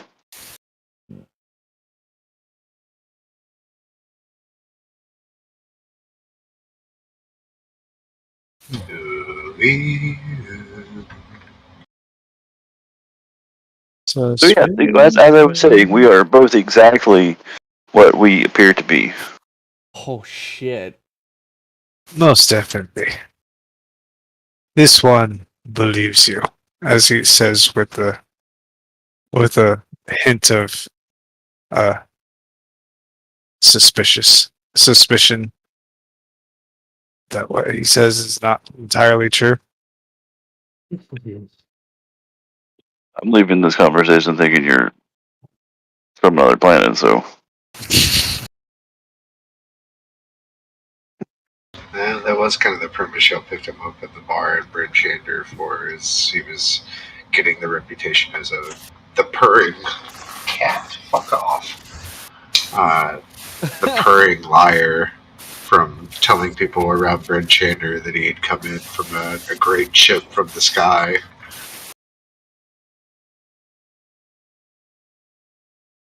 Yeah, so Rajin is known from coming out of nowhere into Bryn Shander telling people that he had come from the stars. And nobody believed him, therefore calling him a liar. Well, I mean, Spelljammer confirmed.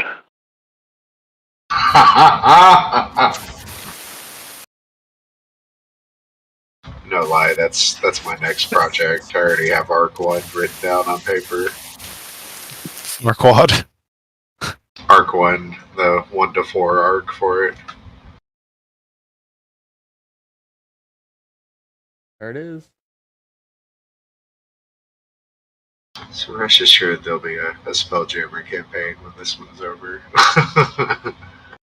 Nikhil, this one is very interested in your past. Okay, come on. Perhaps we will get to know each other better soon.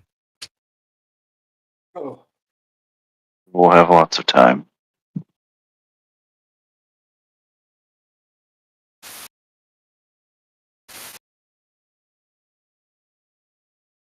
Absolutely. He would give the vibe that he'd be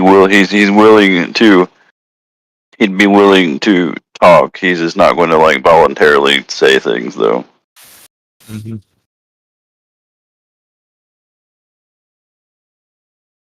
Unless you, Rajin says whatever the fuck he wants. It's just nobody believes him. So, did you guys kind of gather yourselves here for today? What's on the agenda? Where are we heading ultimately? I heard talks of tracing the coast up Caradinable, so rather than being like a full day trek to get to Caraconig, it'd be like a day and a day, kind of going up the coast, off the beaten track. Oh, and we'd still hit Caradinable on the way. Yeah, absolutely. It'd just be like nightfall by the time y'all get over there, rather than, a good 6-hour trek. It's a 12-hour trek. well, Mod, Cauldron mean anything to anyone? What'd you say? Would Cauldron thing mean anything to anyone for these fishermen? For sure. I mean, since that's where we're at right now, like if that means anything to anyone. I don't know if anyone would have So, the like, that might- expertise. Yeah, like that clue makes no sense to me. So like help us find them. Yeah, I Yeah. have no idea what Mod Cauldron is. And I don't know if my character knows what Mod Cauldron is either. Is it something I would have heard from any of the nobles? I don't think so. This Okay. is these are you may have not found breadcrumbs, but a slice of bread.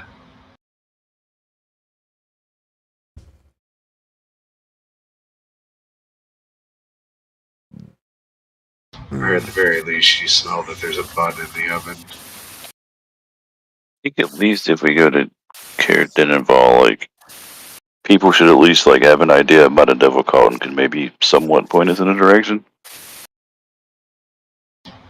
You're not sure what direction you want to chase for the fishermen, so I think it was Rowan that suggested you'll go up the coastline off the beaten path looking for signs of the fishermen. Kind of go on foot up the loch to Denizens. From there, you'll Good to me. next day kind of spend the same thing, hugging the coast, and if you don't find the fishermen, head to Koenig, and from there make a decision. If you have to, you can double back around the long way around the loch.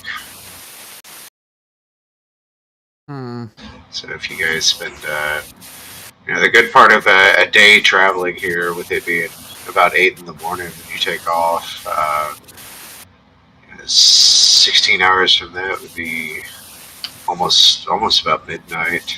And you'll finally settle at the Denizens here. You haven't seen hide nor hair of the fishermen all day traveling the coast. Not a pole, a rod. You've occasionally passed like one or two on the ice, and you ask them about them, and no one's seen any sign of some missing fishermen, at least on this side of the loch here. So your search, and that means, is provided fruitless. With a long days searching behind you, you guys head up to Denizens, and you kind of remember my description of this place is like when you're drunk at 3 a.m. and they're trying to decide which Denny's to go to. This is like the really bad Denny's. That's great. Yeah, this is the one that like you hear gunshots out of. There's not really much to it. The entire start of the village basically forks. God, my mouse is being stupid. Forks from the central path to the south, leading towards the docks, and the north beginning this long climb. As you come to the center of the town, there's like a signpost right there. And on the signpost, the bottom half is slanting downwards with an arrow pointing down, and there's like a beer stein that's on it, and it has the words, there's a bed that's on it, kind of pointing down towards the docks, and the words Denev's Rest, DINEV apostrophe REST is written there. And then on the ascent, and kind of like an upward incline, the top portion of the sign reads the uphill climb, and there's a picture of a beer stein on it.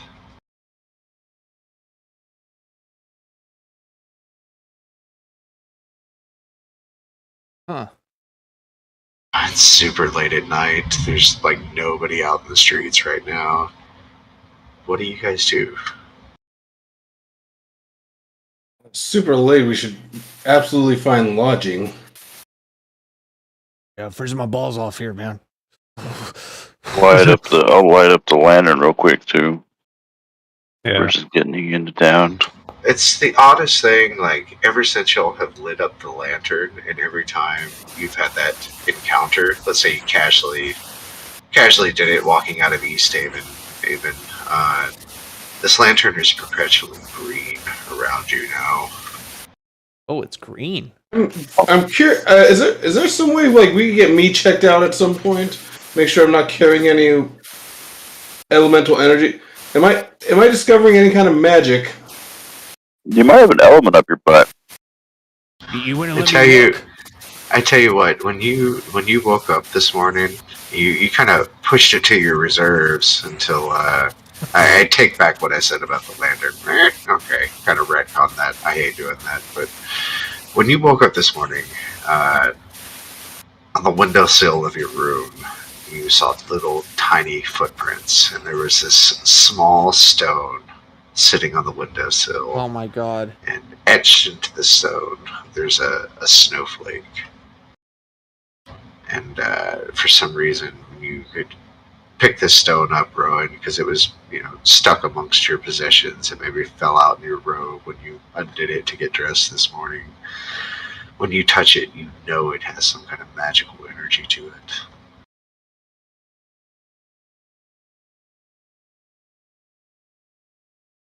Okay, so I have a new magic stone. It's maybe like the size of a penny. Okay. It's really, really small, and it's got the engraving of a 6-starred snowflake on it. So you got a sand dollar.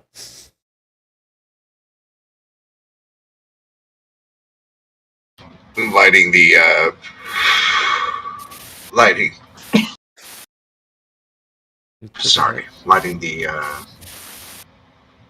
lantern at this point will produce an orange flame because you're not in the presence of elementals around you. Oh. Okay. You are hearing, like, all of you. You're not sure if it's the sound of a sign in the wind or, maybe a loose shutters on the buildings, but it almost sounds there's just like chains in the background rattling occasionally. If you're seeking lodging for the night, it would make sense to head to the sign that says Denizens Rest, which obviously depicts a bed, which you would assume would be an inn.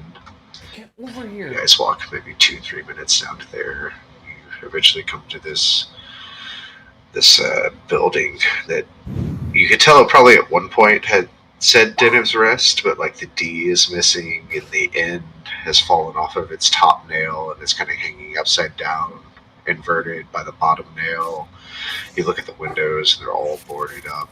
The door is obviously been boarded up and closed for a while. This inn doesn't appear to be operational.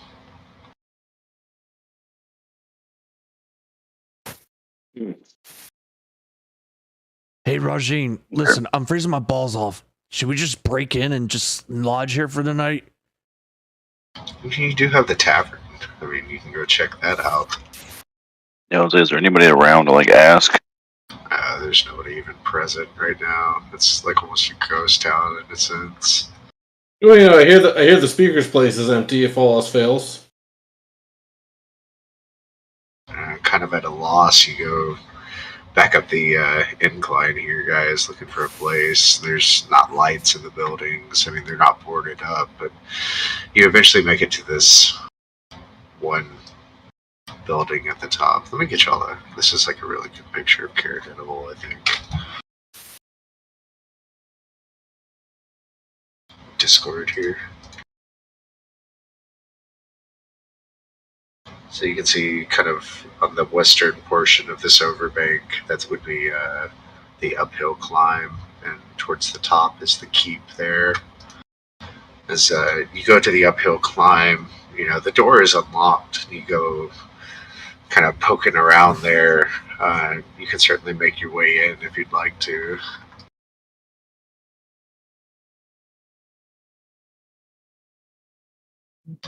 But by the look of it, it's a humble place. It's a big building, but it doesn't seem too lively.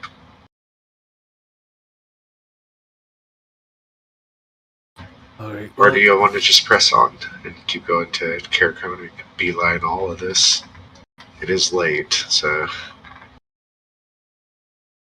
Gentlemen, I think we're making steady progress. I think we should rest here tonight. I don't want to walk in the dark. Oh, sounds good to me.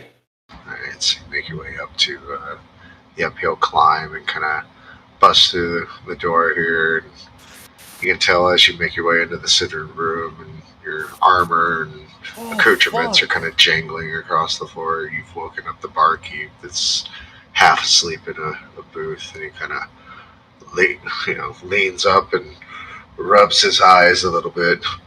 Zoy! Whoa, what are y'all doing here? My name's Rock. Got any lodgings? I'm afraid not. We ain't got space for lodgings here. If you need a place to sleep, though, I suggest you go ask towards the keep. Can you point us to the right direction? I mean, it's kind of fucking dark out here. Just tells you to keep on making the ascent up there, and just ask nicely at the gates. I'm sure they'll let you in. Oh, a gated tavern. That's kind of nice. No, this is the tavern, but I ain't got no mead. No one delivers shite to us anymore. How come? No one cares about Care Denival. We barely fish up our own meals around here. Everything goes towards the keep and keeping the speaker safe and sound, but no one's heard from the speaker in weeks, so I don't know. Just try and go up there and get a lodging if you need a place to sleep. I ain't got it here. I don't even have dinner ready. Shite, I didn't even think I'd have guests tonight. All we know is this like normal for the city? I mean, this is one of those tiny towns that as you kind of go more and more off the grid in 10 towns, they might not necessarily have merchants or inns or these finer luxuries you would find in, more established towns around here. This place maybe has 100 people living amongst it. And judging by the houses that are around here, probably a vast majority of those live or work in the keep.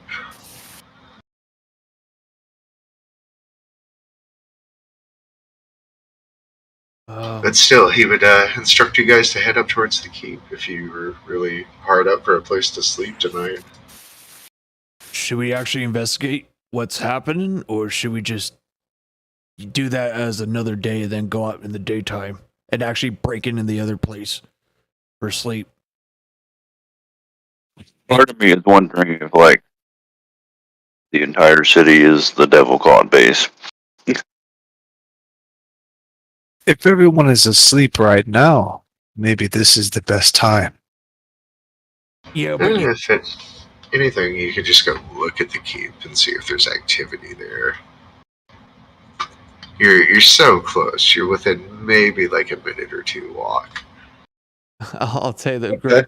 but the thing is, usually cult type of people like to operate at night.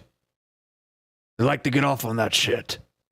If it's like the entire town, and like nobody comes to this town because it's shitty, like they can just do whatever they want.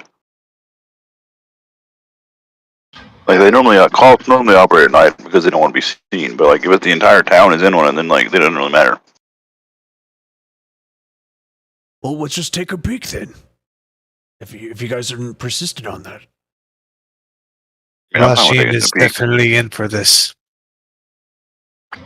Remember, Yes, just scout then, not go guns blazing. Well, this one can make no promises. Oh, god damn it. Oh, yeah, that's right. Crazy cat. Yeah. Alright, so you guys start to make your way towards the keep here. Let me get you on a map.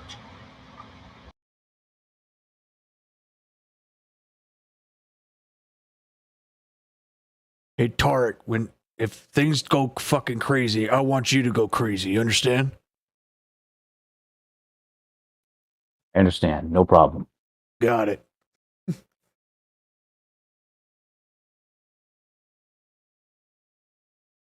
Dude, Tarek's been like quiet and really focused tonight. It happens. As you'll pull up here, Tarek's probably going to need some light. It's real quiet, so who's got the light source on him? I can cast light. That's Maldron. So you're gonna hold it, or you're gonna cast it on Tarek? I'll cast on Tarek. Tarek, where do you want the light? On your axe or on your chest? Like Iron Man, like I was before. Put it on the axe. Got it. I'll cast light. So as you guys come up here to the gate, you still occasionally hear that chain, those bits of chains rattling in the wind. But you come up here, like 20 feet in the air, you can tell that there are torches lit. There's torches or candles or some kind of light source that's emanating from above. And as you pull up here, you see like 4 bodies that are looking down at you from below. They kind of call out, Oi! Who goes there?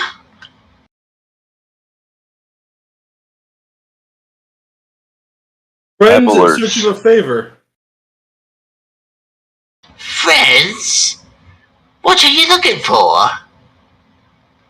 Well, a warm bed might be nice to start. Oh, we really only let people in the keep that we know, and I don't know none of y'all. Well, we just met this moment. Yes, but what business do you have coming here? We heard you were having issues with your speaker. Speaker Cranach Siva is ill. He cannot have company right now, far too contagious. Wait, but I can probably help with that. I am a cleric. Excuse me, Speaker Cranach Siva has no need for your heathen rituals.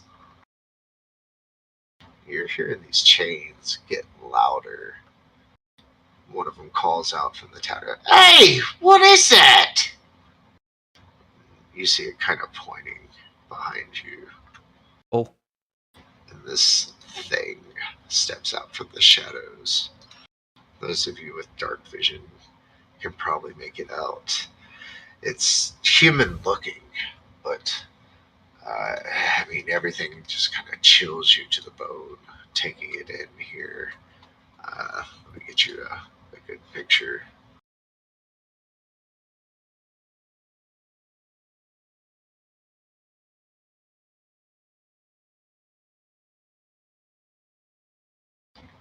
Oops. One more time. Put it up on the actual fucking this shit, please. Can make me fucking work. Turn towards Discord. There's almost a bit of madness to its eyes. Oh my god. Surrounded by almost a whirlwind of whipping chains. No. You. Oh man, how far away is this thing? Oh It's shit. 60 feet. But you can hear its chains almost snapping at the ground 30 feet from you as it's starting to approach. The guards are looking at it up in the tower, and suddenly they call down, Hey, you're Rowan, aren't you? Wait. Yes. You pinned the Highborn, the Hellborn Highborn. The Hellbent Highborn. Sorry, have we met? Is it time to explain, Master Rowan? You and your friends get in here immediately. Open the gates! Quickly! We have the author of the Hellbent Highborn in our presence. there's a flurry of activity as 2 gates thick open up. Master Rowan! Get your team in here! Well, gentlemen, you heard him. Get in here. And almost as Tarek as you... This one has never been more happy to know you, Rowan. The gates Well, furiously shut behind. It depends on what's waiting for us on the other side of this door. As you look above in the tower, you see these like flashes of red light and what sound almost like this eldritch or otherworldly sounds of magic flaying off in the distance. You're hearing the beating of chains as the crew at the top is saying, "Bless the devil down! Asmodeus will have no presence at Caer Dineval." I'm gonna try to hide. And Can I do that? you've got two people that are in the courtyard that are coming down, and they've kind of made their way over. Oh my god. Right, Rowan. Ours is welcoming of you here. An enemy of an enemy is a friend, yes? Depends. Sometimes an enemy of an enemy is an even worse enemy. Still. Yeah, I haven't. I didn't know that that particular piece of work made its way to this land. Each one of these people next to you, they're wearing like a large, almost triangular shaped pendant that seems to be almost like this glowing patch of blue and black ice. And they look at you and they say, "Well, our master tends to admire your work. If we are being frank here, this group dedicates itself to the Vistus, and our soothsayer has seen you coming." Your soothsayer, you say? Yes, her name is Hethel. We are to take you to her. I understand. Are my companions welcome? Hethel said to bring anyone in your entourage to her upon your arrival. I know the hour is late, but we would rather bring you to Hethel than to bring you to Kargath, pompous asshole. There's two people that they're kind of referencing here, and yeah, I think. I mean, they're almost insistent. She has seen you coming. I know it is late, but you must speak with Ethel. We don't have much time. I will.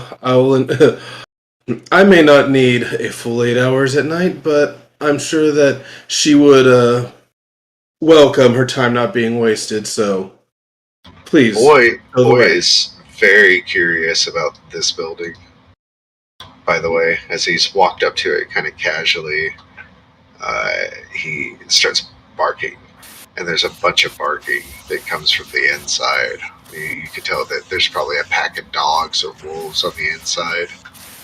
And then you hear a small voice, "Shut up! Trying to sleep! The lousy lot of you! Damn dogs!" Is that Ethel we're hearing? No, it's the caretaker to the sled dogs. A young child by the name of Al that came into our servitude roughly about a month ago. I was hidden amongst a shipment and likes to spend his time with the dogs, so that's usually where we leave him nowadays. Insight check. Absolutely.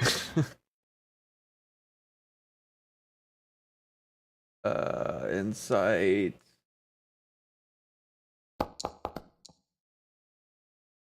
This guy's been real matter of fact with you. It's almost brazen in a sense. You aren't really understanding the connection between him and Rowan. No, Maldron's totally fucking confused what's happening. yeah, it's a little bit of shocker all across the group. What I can tell you is that this guy isn't giving you any inclination that he's lying. He's very point blank. He stares you dead in the eye when he says something. He draws his attention and divides it amongst the five of you so that you get a sense of like he's being genuine with himself. And even so far down to the comment of the boy, or the dogs in there. He's not lying about it, not even kind of exaggerating on it. He says, "We're not here to discuss Al and the dogs. We must get you to Hethel. It's come." Yes. Let us get to your soothsayer. I'll lean over to Ryan. What the hell is going on? This might be you're kind of on the spot here, Rowan. What do you tell them? It's it's matters of no importance out here. Just some unfinished business from Waterdeep.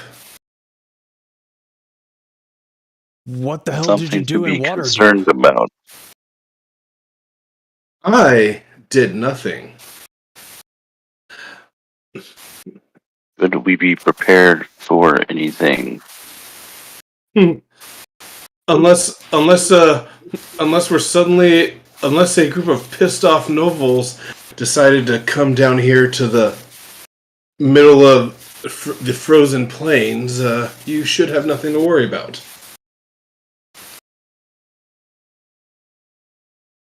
Even if y'all have heard some names thrown around. If we're gonna dart about it here,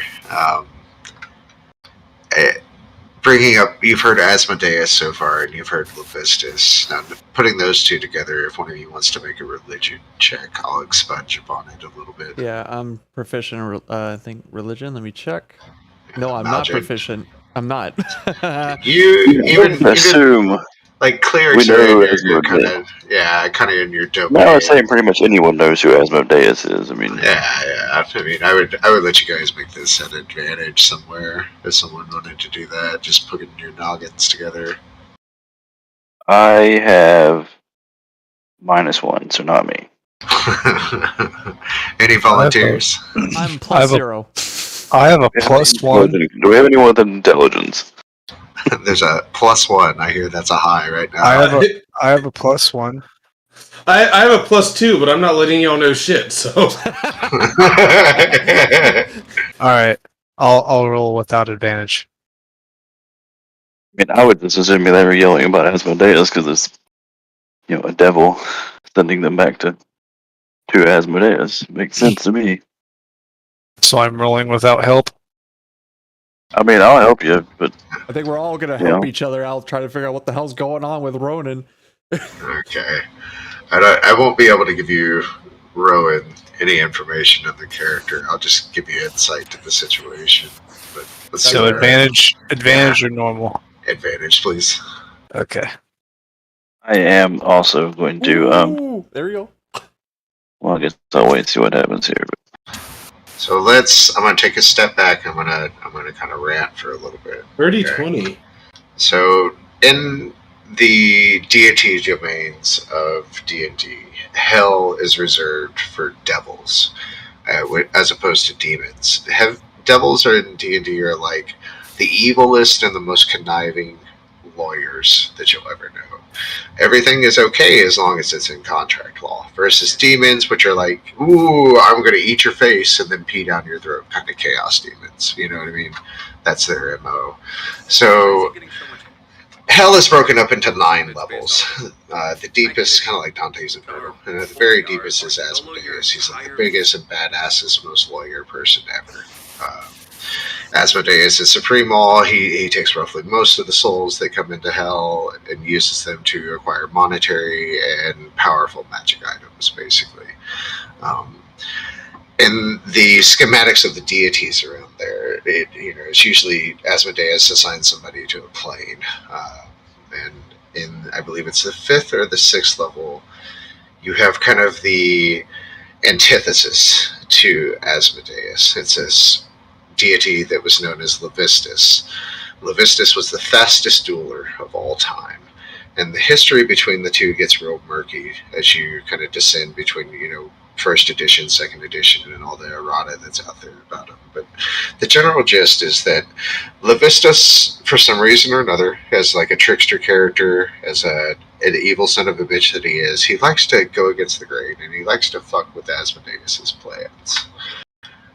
Eventually, he's kind of overstepped his boundaries. Some say that, he killed Asmodeus's wife, basically, and as revenge, him being the fastest and the most proficient dueler in the land, Asmodeus froze him into a giant glacier that now swims around on the 6th level of hell, and he's eternally trapped inside this glacier, unable to move, being the fastest thing alive, as like his punishment. And the only thing he can do right now is his general MO is he reaches out to people that are dying, or rather, when people are dying and they reach out for help, he offers to save them in exchange for them signing their soul over. So, in the grand scheme of things, there's the dichotomy going on here, where if you generally see Asmodeus, you may see Levistus in the background trying to fuck with his plans. And that's kind of what I'm trying to get at here with you guys, is this is a cult of Levistus that is somehow in Icewind Dale. And it may be bad enough that you have devil worshippers here, but if you have Levistus, you may also have Asmodeus.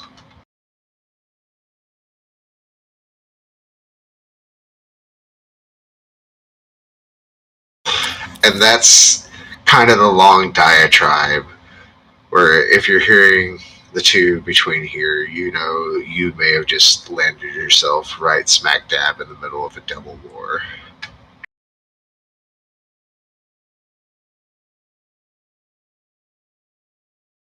That's very interesting, Rajing. That's I'm looking over Ronan. I kind of like look up and down on him. I'm like, so do you think he might be a dead person walking and came back and he made a deal with this son of a bitch? Rajir would not put it past him. The two cultists go, all of your questions will be answered if you go and speak with Ethel. She already knows you're coming, and she doesn't have long. Don't keep her waiting. Is that the door ahead? Yeah, it's like a main door into the facility. You may not understand this, but there are rules of etiquette, so let's go meet our gracious host. As you come here, the once grand hall is dimly lit by chandeliers that are missing most of their candles. 3 long tables in the center of the hall are littered with dirty dishes, to which a young tiefling servant is slowly collecting. A stone staircase ascends to the pair of 20-foot-high balconies that hug the walls. On the north landing, directly across from the main entrance, hangs a banner depicting the town's heraldry, a stone watchtower on a dark blue field, with a horizontal red fish facing to the right under the tower, which I'll get you a picture of, because I'm a visual person. I need visual aids. Same Walking here. in behind everyone, I'm casting mage armor on myself, and then I'm going to burn my sorcery points to get my spell slot back. Because at level 2, there's nothing else I can do with my sorcery points. That's your crest of Caradinable that's kind of pasted on the back wall there. And you guys are taken up to the stairs and to the left in here, kind of ushered in by these 2 robed individuals with these black and blue glowing necklaces around them. And they tell you, finally, Ethel told us we don't have much time. Quickly! They usher you up the stairs. I'm going to move you guys real quick.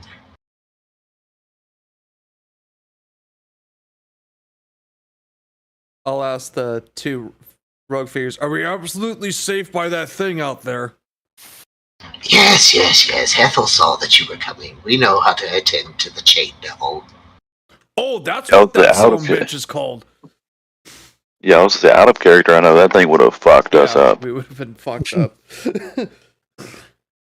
Yeah, that's a CR7.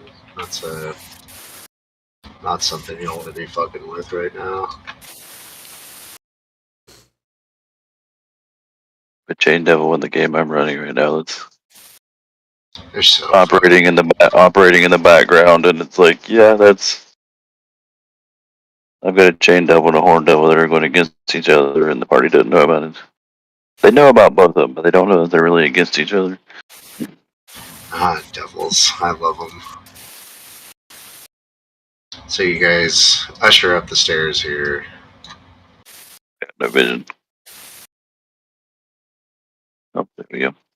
They kind of point to this, open up this door, and they say, don't go in the room to the south. Cadra's in there, and he'll absolutely be annoyed. It'll just cause a scene. Just let the fat fucker rest, okay? No one likes him anyway, except for the people that like him around here. We side with Hethel, though, and she has seen you coming. You must speak to her. So there's multiple leaders in this castle? They kind of, it's going to be hard to explain, and I don't have much time. Some of us like Hethel, some of us like Kadroth, okay? We want to get you to Hethel immediately, though. You must speak with her. Something terrible was happening. Well, let us get to Ethel then. Show me the way. Was the other one the name of the speaker? You've got 3 people in play here, actually. You've got a Kadroth, a Hethel, and then the speaker is Crannox Seaver.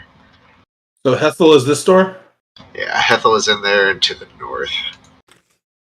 Alright, to the north, because the south dude, just keep him sleeping.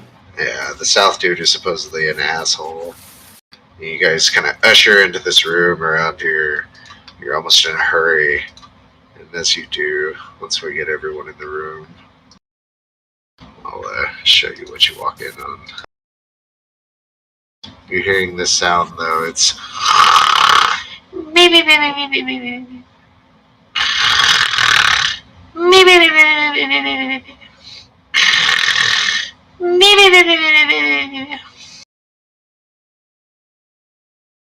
As you look towards the corner of the room, turn towards Discord once again. It's a busy Discord night. You see this. She looks ancient, beyond her years. This dwarf must be in her, almost half a millennial, half a thousand years here. 500 plus. I think you sent it specifically to me. Oh, yeah, we did. Yeah, I don't see anything. My bad. That means I sent the heraldry to you too. Fuck. Alright, that's Hethel right there. She's old, she's crotchety, she's missing a leg, she's kind of slumped over in her chair, snoring away, just...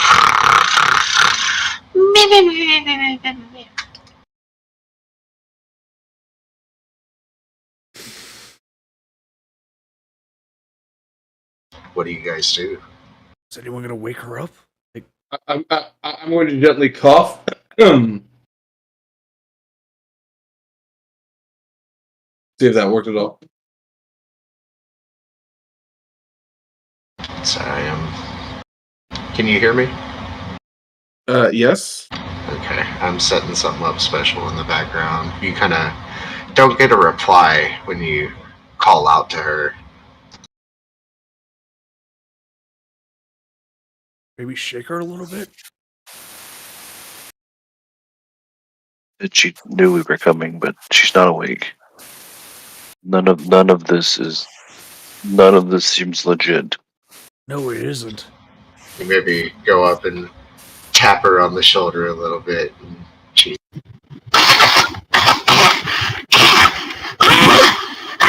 Did you take me yet? Son of a bitch! Oh! What the hell? Oh, fuck! Is it that time already? I've been dreading this moment. Maldrin had his fucking mace ready. His war. The moment when you wake up. Yes, this one hates waking up. There's a chilly draft that wafts through this bedroom despite a roaring fire in the hearth. And bundled underneath her quilt, in this squat rocking chair, she's awake.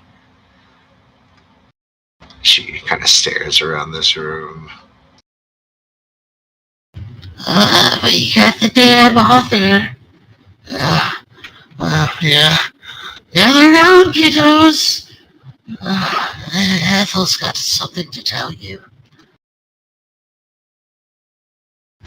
I don't have long. My master comes for me soon. But please, come, listen. Yeah, I lean in. It's like I was told you requested me, madam. She kind of looks at you and sighs. Your coming here means that my end is near, and I have something to tell you before the devil himself takes me. Remember this name. This may be a quintessential note-taking kind of time here, guys. Break out your papers. Got it. I deliver a message to you, one of omen and of warning. Sardarak Sunblight, a Duragar warlord, will conquer Icewind Dale unless you rise to defeat him. Solarok Sunlight, our conquering warlord. Is that what you said? I'm gonna post it in chat for you. That way, there's a good spelling. Because y'all will want to get familiar. This is in Foundry chat. Wait, where's Foundry chat? It's kind of like where you would click your attack rolls and stuff like Oh, that. okay.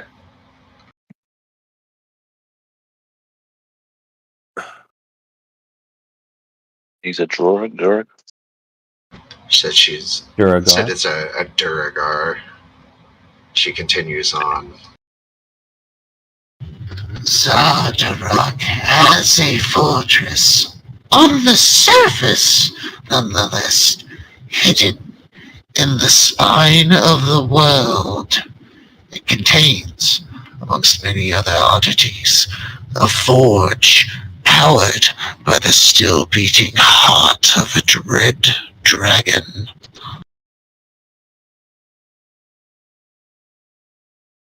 Powered by the heart. What was that? Sorry, I'm trying to catch this whole thing. I'm not the fastest at writing, and I'm trying to figure out these fantasy words. Oh yeah. If you need me to repeat anything in my normal voice, I won't mind. I know sometimes that voice modulator isn't the best, so I can go without it if it's better. The first message was Sardarak Sunblight, our conquering. Zardarak Sunblight, a Duragar warlord, will conquer Icewind Dale unless you all rise up to defeat him.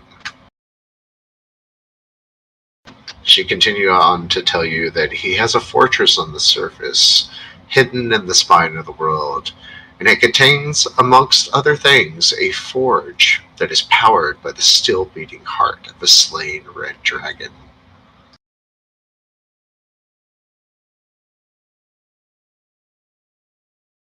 Wait, how do I spell Duragar? Dueger, I think. Dueger. Yeah, if I'm not mistaken. Yeah, Duergar. Yeah, I had that fucked up. You could put Dark Dwarf. Yeah, Dark Dwarf is another. I'll put it in Foundry. It's a dwarf drow, basically. Yeah, they're like underground dwarves, deep delving dwarves that are similar. Cat, you are driving me fucking nuts tonight. Bro, go. He just wants to like sit on my mouse like a dumbass. Oh. That's Duragar and Foundry. He acts so butthurt about it. Fucking love cats. She continues on, and I'll do this kind of in a normal voice here, no modulation. Zardarak has a plan for the systematic destruction of 10 towns. If you go to his fortress, you will find out more. But I must warn you, do not pursue him too soon. You must test your mettle against the haunt and the horrors of the farthest reachings of Icewind Dale before you can hope to survive the perils he is building for you. For me, am I directly related to this at all? You are the one. You've gone against him twice. Now, you must...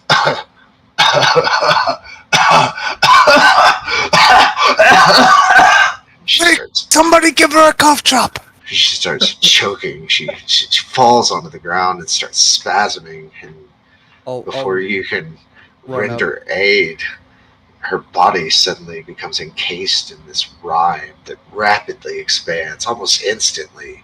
Before you can come in to even lay a hand on her, she's encased in a solid wall of ice. Okay, now, what the fuck? Ronan, what the hell is really going on? Seriously. We should have given her a cough drop. No time for jokes. I mean, I'd like to take more credit, but there's no way writings of noble happenings would have anything to do with this.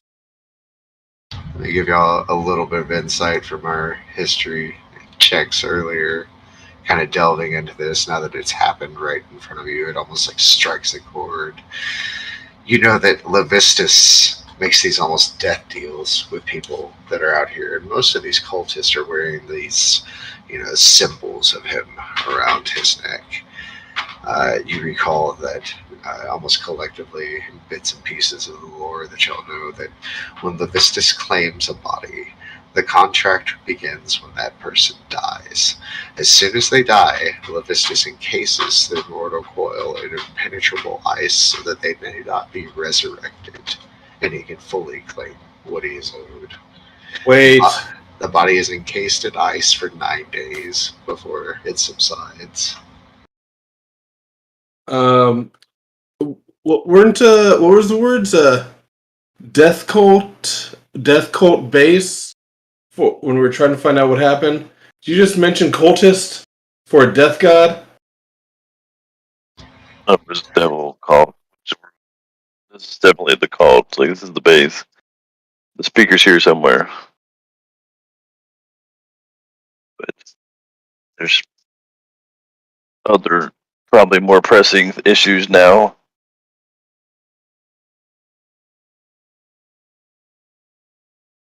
Well, I mean, I'm fairly new to adventuring, so sad to say, I do not think I'd be ready to face the demons of Icewind Dale. You guys win? This anytime soon. Well, I would say that's for the future.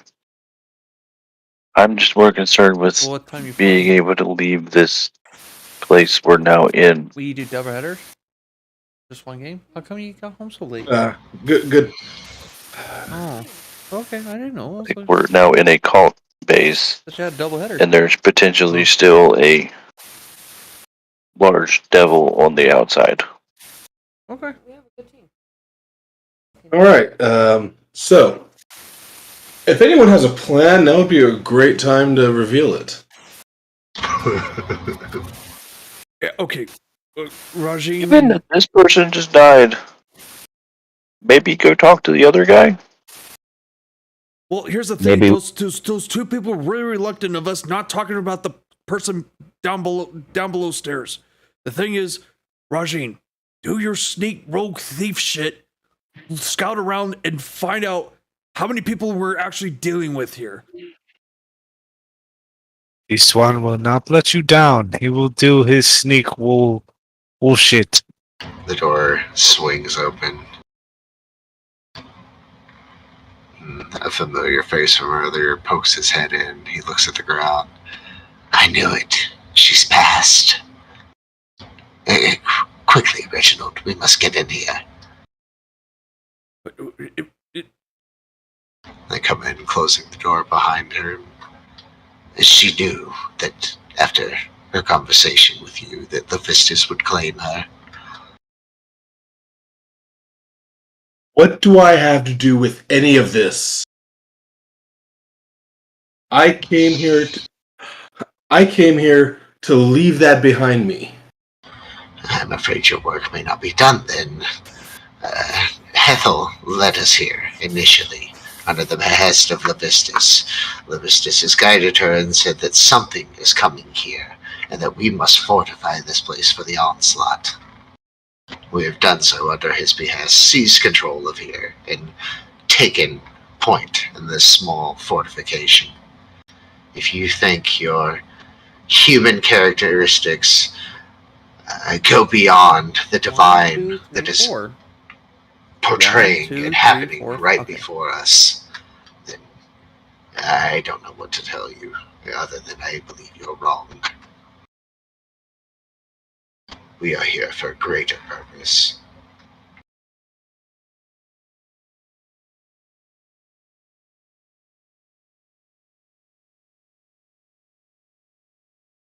What?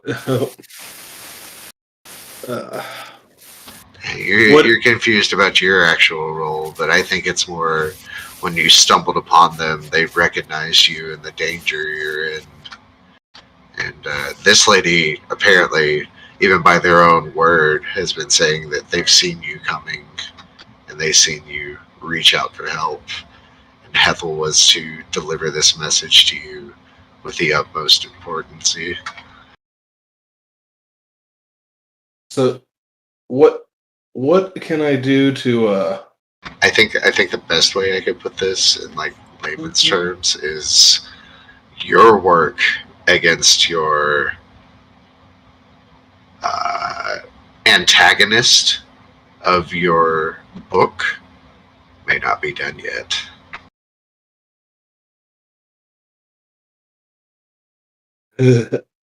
All right, so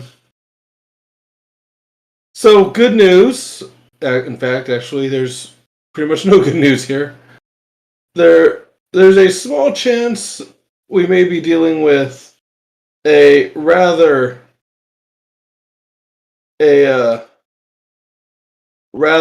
powerful and quite pissed off member of the nobility.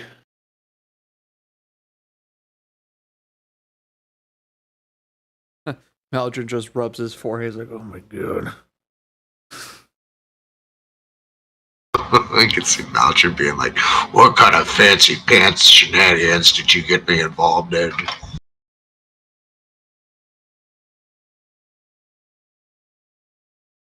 Especially at the word nobles. Oh my god. Is there any more insight you would want to pour into them? You guys are like super tired. The guards would, tell you that they could watch over you. Basically, they'll watch over your friendly Hethel supporting cultist over here. They'll make sure that you are undisturbed and you get plenty of sleep. But the thing is, I don't feel too comfortable. I don't know about you, Rowan. You seem to be buddies with them. The rest of you, I don't know. Are you comfortable with this? We just saw a woman turn encased of ice.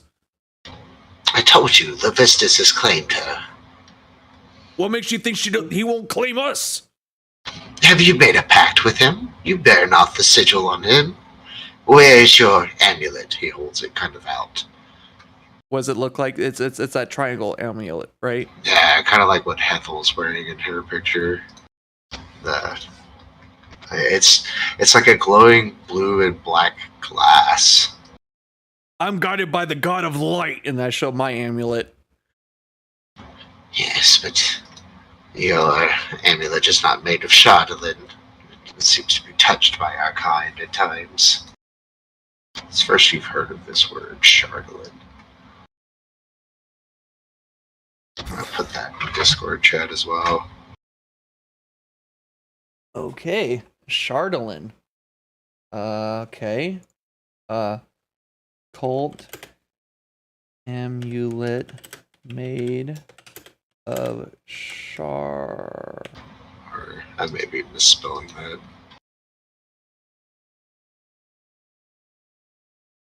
Cult amulet Sorry, it's shard. no, that's right. Okay, cool.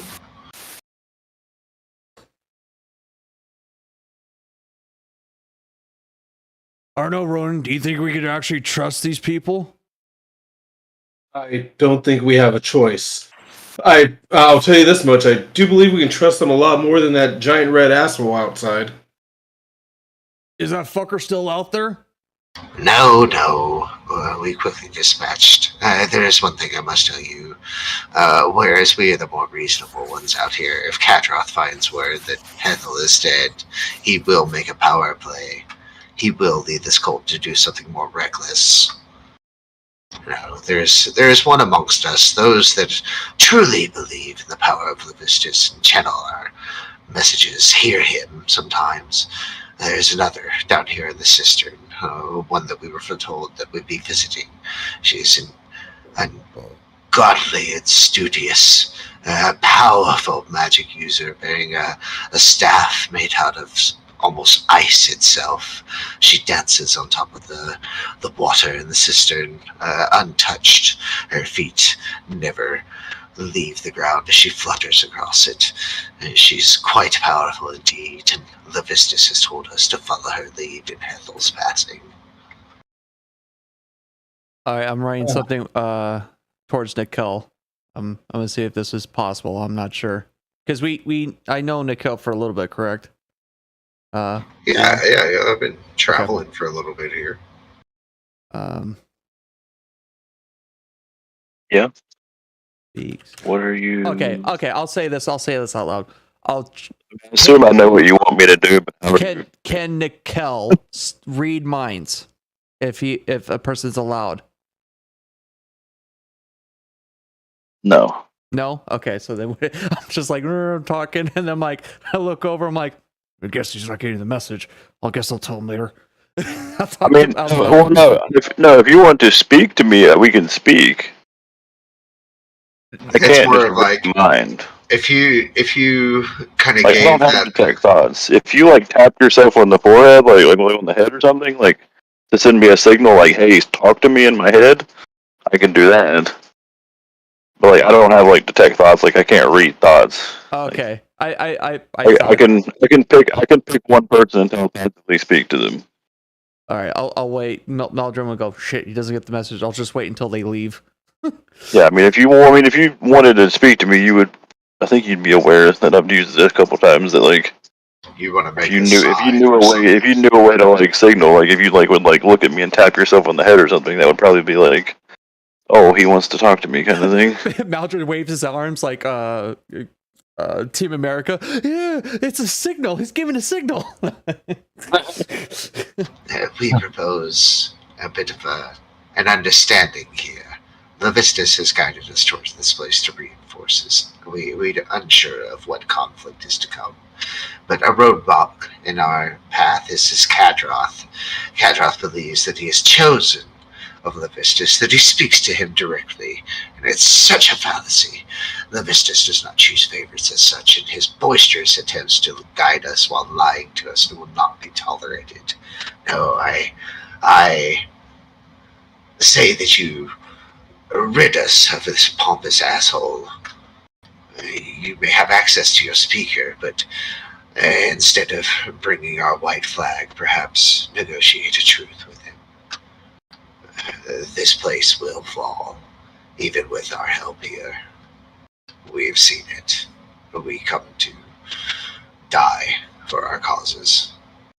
If you don't want the people of this village to do so, I suggest you send them elsewhere.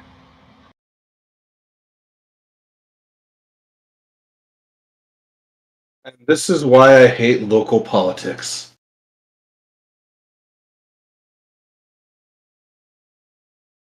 You're saying, okay, wait, so they're saying that this guy would be bad, but they don't want anybody else because They say there's one other. There's apparently they've referenced an albino tiefling that is down in the cistern down here. They say she's been here for about a month.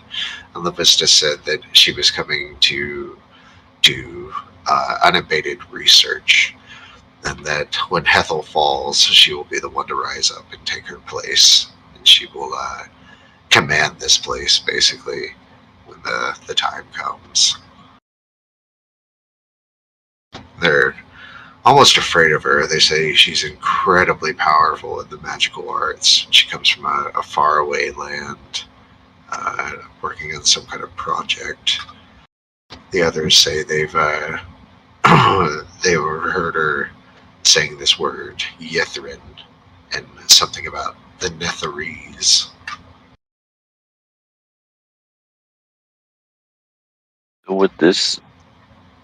Would your albino tiefling also be more aggressive? She does not wish to be disturbed. We are not allowed to go talk to her, bother her. She comes and goes as she pleases. We have been instructed to leave her be. She will rise when her time is necessary. Are you telling us that there's no good outcome? Either we get the asshole guy or we get this person who's powerful and probably bad. She may be powerful, but she is not bad. She is guided by her own morals. She comes here doing research on something called Yithrin and whatever the Netherese are. When someone is described as guided by their own morals, it usually means that it's shitty morals. You must understand, she's a master of the arcane arts. Her power is exuded in the way she carries herself, mastery over the elements.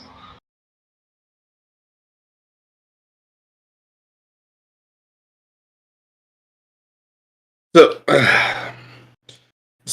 what are the chances? What are the chances my companions and I will be able to get some rest tonight and really process everything that's happening? As we told you, we will guard the door. We will ensure that you sleep, but we must profess that in order to fully help us in this situation, you must deal with Kadroth. He is nothing but a speed bump, a hurdle that this group must overcome. He guides us, we believe, falsely under the ruse that he tells the people that he speaks directly to the Vistus.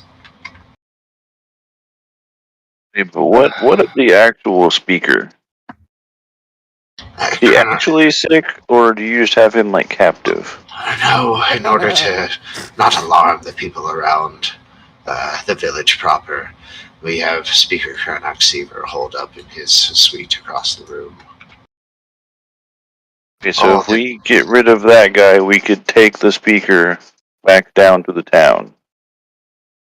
If you don't want the speaker to die on his mound, I would suggest you remove him from here sooner than later. If you have any attempt and pull in changing the outcome here, you may want to remove the souls of this place. What do you mean remove the souls? It almost gives you goosebumps. And the back of your neck here, Rowan. Souls like kill all of you? Right now, from what I can tell, they want us to kill one very specific person.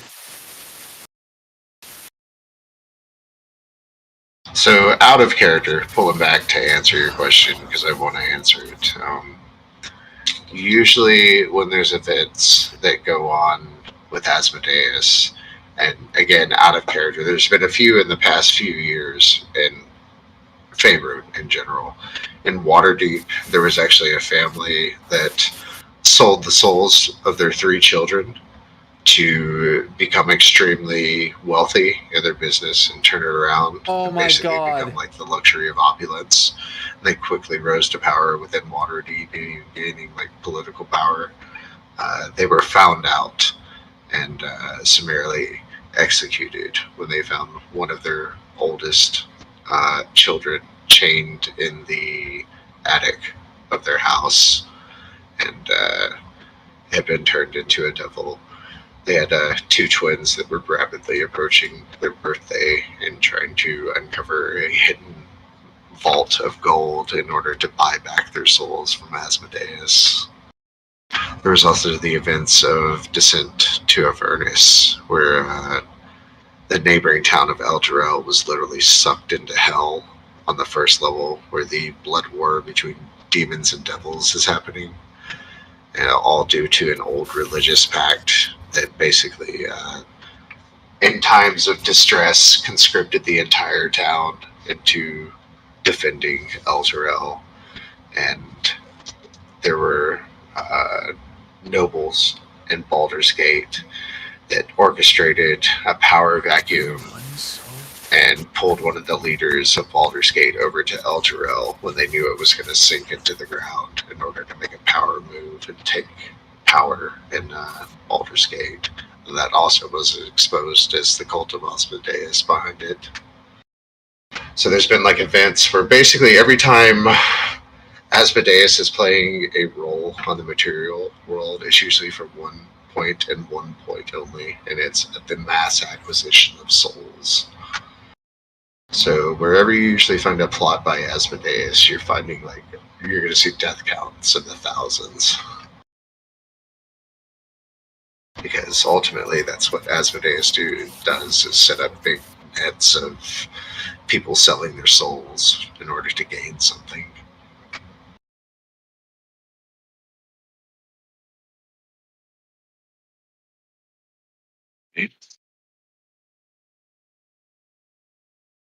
Yeah, a lot of meta discussions tonight. A lot of like twisting at the knot here. We've still got a little bit of time. We can push into the session. The cultists here would obviously give you your reprieve and say they're going to station themselves outside to make sure everybody's okay here. Should I'm going to ask the group this? Should we take care of that? Should we take care of their problem? Should we take care of their problem before getting rest, or would you like to take care of their problem first thing in the morning? The cultist towards the door kind of looks at you and goes, I do have the key to his room. He's sleeping right now. May we have that key? Jeff. He just kind of drops it on the ground and goes, oops, must have fallen right out of my pocket. To be Roshin honest, immediately not tries to much grab of it up out of the ground. Ha! You fool! The key is now Rajin's.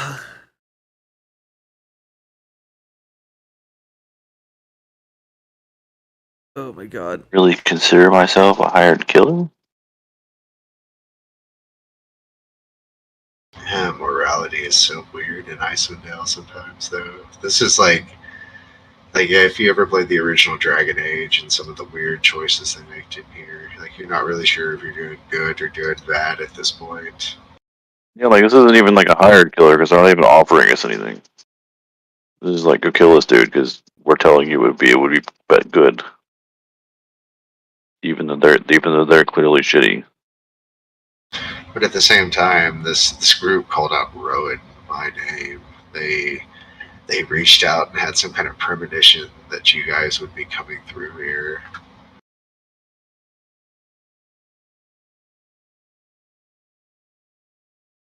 Honestly, I feel like we're kind of just stuck in a real difficult situation at the moment. You're stuck in a real situation. Because You're the one that has weird connections here that aren't really explained. So all I did was write the truth.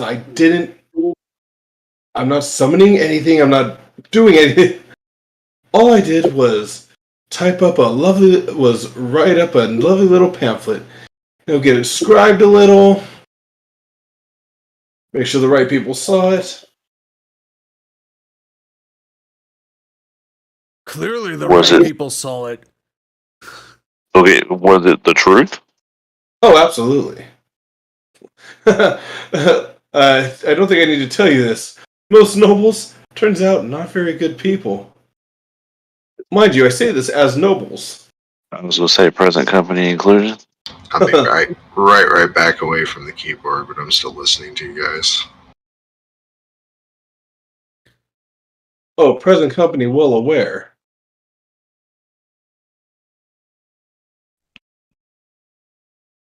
You think we should help? You think we should help? We can help. But to kill a person? For political gain? It's.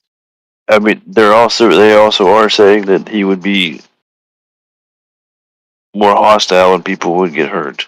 Yeah, Yeah, but that's what they said. What makes you think we can believe him? What makes you believe any of this bullshit? Well, that's very valid. it's a disgusting truth of politics. You don't know the right choice. So the best choice is not to do anything at all. Oh, We seem to be kind of at their mercy at the moment, unfortunately. look at them. Are we free to leave if we want? I don't even know if they're still in the room. I don't know if they fucked off when he dropped the key and left. They're stationed right outside your doors, basically ensuring that you guys will get a good night's sleep. That's what they said. My That could be head a out. hostage situation, and we're the hostage. Yeah, I'll pop my head out and just be like, are we free to leave if we desired?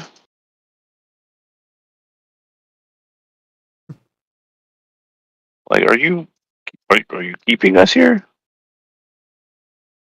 I think they would kind of reply back and go, "No, your speaker, quote unquote, is safe. You may help us out by maybe telling the village to back off, and that you've seen him for yourself. You know he's okay. I can show him to you if you'd like." Yes, if we're going to say that we saw him, we should see him.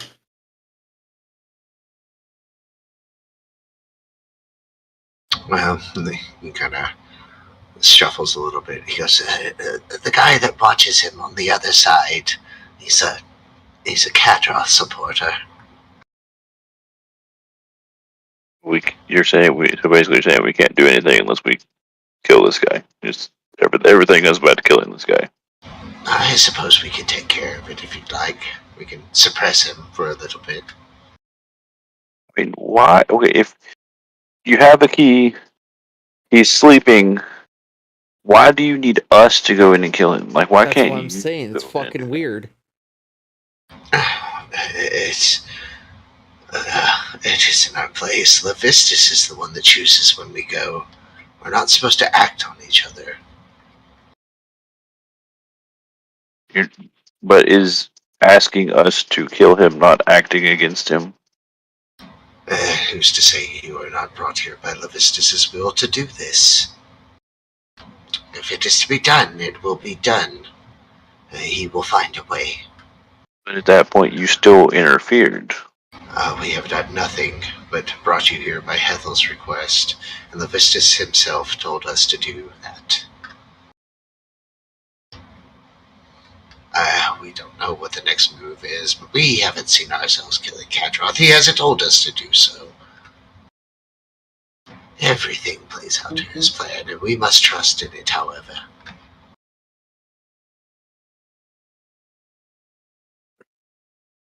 So in order to in order to get confirmation that the person we're here to see is alive, we get our hands dirty for you. Maybe all of a sudden they almost lean back in this awkward position. They're standing on their tippy toes, their chest is out, their arms are back, and they're kind of mouth open to to the sky for a second. And, as you guys take them, they kind of lower their heels back to the ground. Their eyes are glossy, almost exuding frost from them. And then simultaneously, you just hear, "Look, the guy is a dick. Kill him. Have a little fun." What the hell was that? They kind of go back rigid. Their eyes flutter back. Their pupils come into view. They look at each other from the room. Their eyes locked and they smile. "He speaks to us, and he speaks through us. What did he say?" To let us go. "Right. Well, that is his wish. You still haven't slept, though, so..." Yeah, we know, like, this, like, I mean, if the guy's an enemy in Asmodeus, is he actually bad? Like, I think that's a question for Rowan at this point. it's like Asmodeus is kind of like King Bad. I don't. So, like, I don't want to deal with this. I guess he doesn't mean his enemy is not like evil, but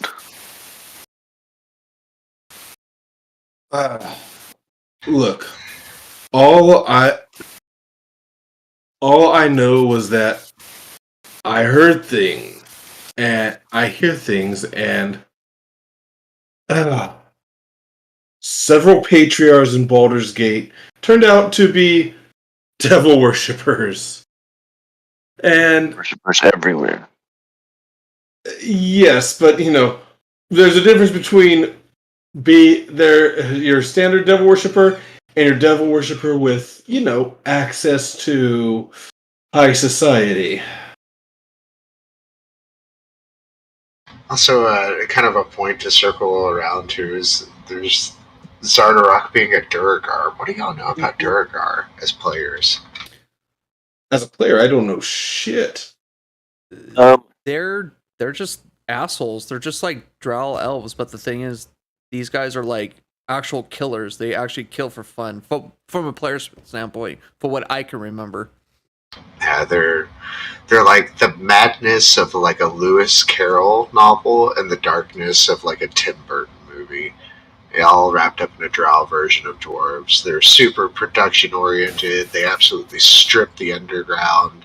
And here's the important part: is they're from the Undercommon, right? So deep underground, and they have sunlight sensitivity, which means they normally don't go above ground. Think about what's going on in Icewind Dale right now. Yeah, we also don't have sun, so. And all of a sudden you have an opportunistic Duragar that realizes this place isn't catching sunlight and decides to poke his head above ground.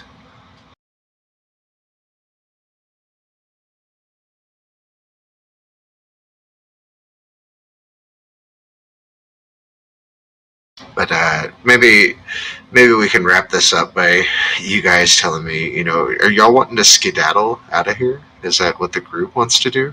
I don't know. I just said that just because, fuck it. If we have a choice, we have a choice.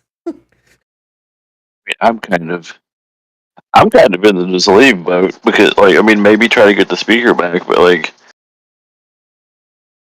I think they would. One person who has information isn't really giving it.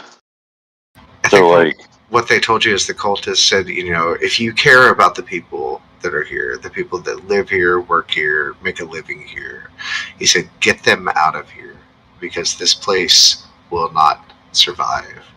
They have come to die on this mound at the behest of Lupistus. Yeah, I mean, I guess maybe evacuate the town. So big. But, like, as far as killing this guy, like, the one person who, like, has information to, like, make that seem okay, like, isn't really giving information, so. I think if there's a way we can talk to the speaker before taking any too violent action, that might be able to shed some light on this. I mean, that's the problem, too. I don't know if we can get the speaker out without doing anything. Y'all don't really know this speaker yet and what his motives and motivations are in this entire thing. You can certainly probably go have a conversation with him, or you guys can basically rest, and we'll come back to this point next week and maybe wrap this up. But if you're not immediately leaving with like a bow on this situation and talking to the speaker, I don't have anything more to give you. I'm so conflicted. I don't know what to do. I know that. Yeah, I know that's so vague, but it's tricky as hell. But I feel like it's best to talk to the speaker before actually killing him. I thought. Wait a minute. I might have misunderstood something then, because I thought they kind of weren't letting us talk to him because the guy guarding him supports the guy we want to kill. they say They could suppress Cat. I think what they would elaborate on, especially if y'all are trying to hash out the finer details here, is that Kadroth does not want to let the speaker go. Kadroth wants to keep him because he sees him almost like a puppet of power. And in order to get the village to do what he wants, he kind of has the speaker sign various documents to almost prove that he's alive. But he hasn't been seen by the public for probably like 2 or 3 weeks since they got here. Could we ask to speak with the speaker, but also give them plenty of time to properly prepare, so we don't? Because if the other guy's a supporter, he's not going to want anything to look suspicious, but he's not going to want us to just go in there immediately. By the same accord, these guys being who they are, he says, "Well, if the speaker's such an issue, just go in the room and kill him. He's asleep right now." I mean, if we know that like he's like just like this guy is responsible for the speaker being held captive, Yeah, Like, there's definitely like the guy was born held captive. Like, the guy hot. Oh fuck, you broke up. kind of broke up towards the end there. It got garbled. At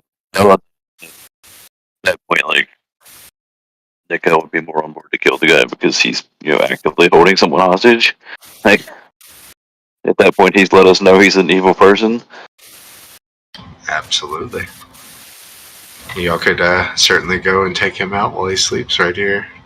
End it on a high note by murdering someone in their bed. Oh no! And, Don't say it like that. the person across the hall goes, "No, he's literally sleeping across the hall, directly from this door. You just slip in, mind the cat, and stab him where he lays."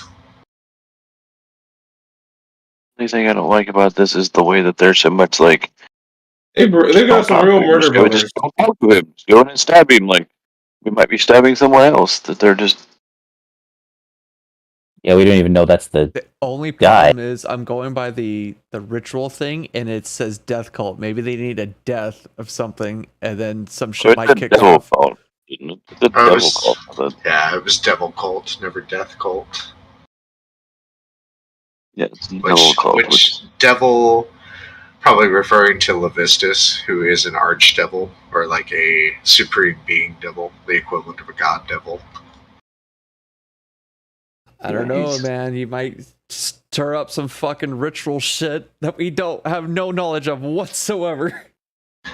He kind of says, Well, "Look, it'll be easy. You go in there, you slay him, he turns into a block of ice. We'll pull him in here with Hethel. We'll post guards over here that know what's going on, loyal to Hethel." So we're basically making fucking stashes for your devil cult, I'm assuming.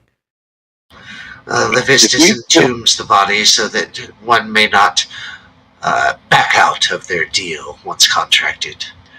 Not even resurrection themselves will save someone that has been tombed in ice for over 7 days. Relevant question. Mhm. If we kill him, who takes over? The albino tiefling, Avarice. You said that they don't take over when they feel like taking over. Who would take over in the meantime? I suppose we would just hold base.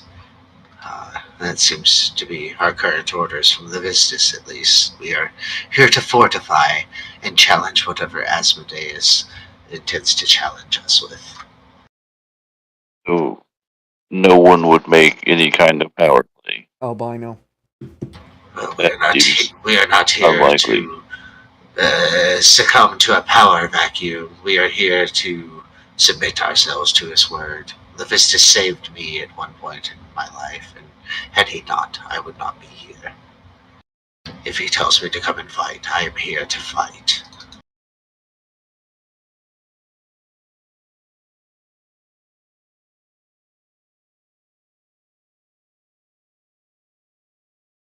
Trying to think if if we kill the guy, we get the speaker out. We can have like the town cleared out, and at least we're saving all those people. Yeah, but where are they gonna go? I mean, because we know this guy's being at least, from previously was being pretty honest with us.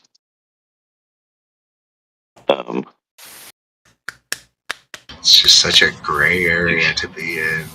I think what we'll have to do is, can y'all concede that you want to get a rest, considering it's about 3 in the morning? Usually it's at 7 in the morning. We're approaching the 24 Yeah, I think we need to mark. sleep on it. I'm fucking tired. It's too confusing. My brain is This is, like I said, this is one of those slow burn modules, and y'all have really kind of twisted the knot a little bit tonight, so you're starting to see this onion stinks a little bit. It's just more like if we're gonna like kill this guy and potentially get in a fight, like do it before we rest. But I don't think we're getting an easy consensus on doing that. So we can kind of put a pin on it, and we'll decide if we rest or not next time before taking action. But in the meantime, y'all can kind of discuss it in RP chat, and, get a consensus on what the group really wants to do. Yeah, we'll just have to talk about it. I know it was another RP session type of night, but I think from here out, y'all won't see any of those for a little bit. It's pretty action-packed for the last few steps. No, it's good. I like this. We're getting a lot of info from one of us, from each other. Yeah, there's a slow burn, like I said. We're just dropping some breadcrumbs here, and eventually we're gonna have this canvas in front of it all over. They're gonna be like, "What the fuck?" So try to avoid spoilers. Try not to read anything about this module, because it's there's some interesting times and interesting things coming. But good session tonight, guys. Hope you all had fun. Yeah, I had fun. Yeah, that's great.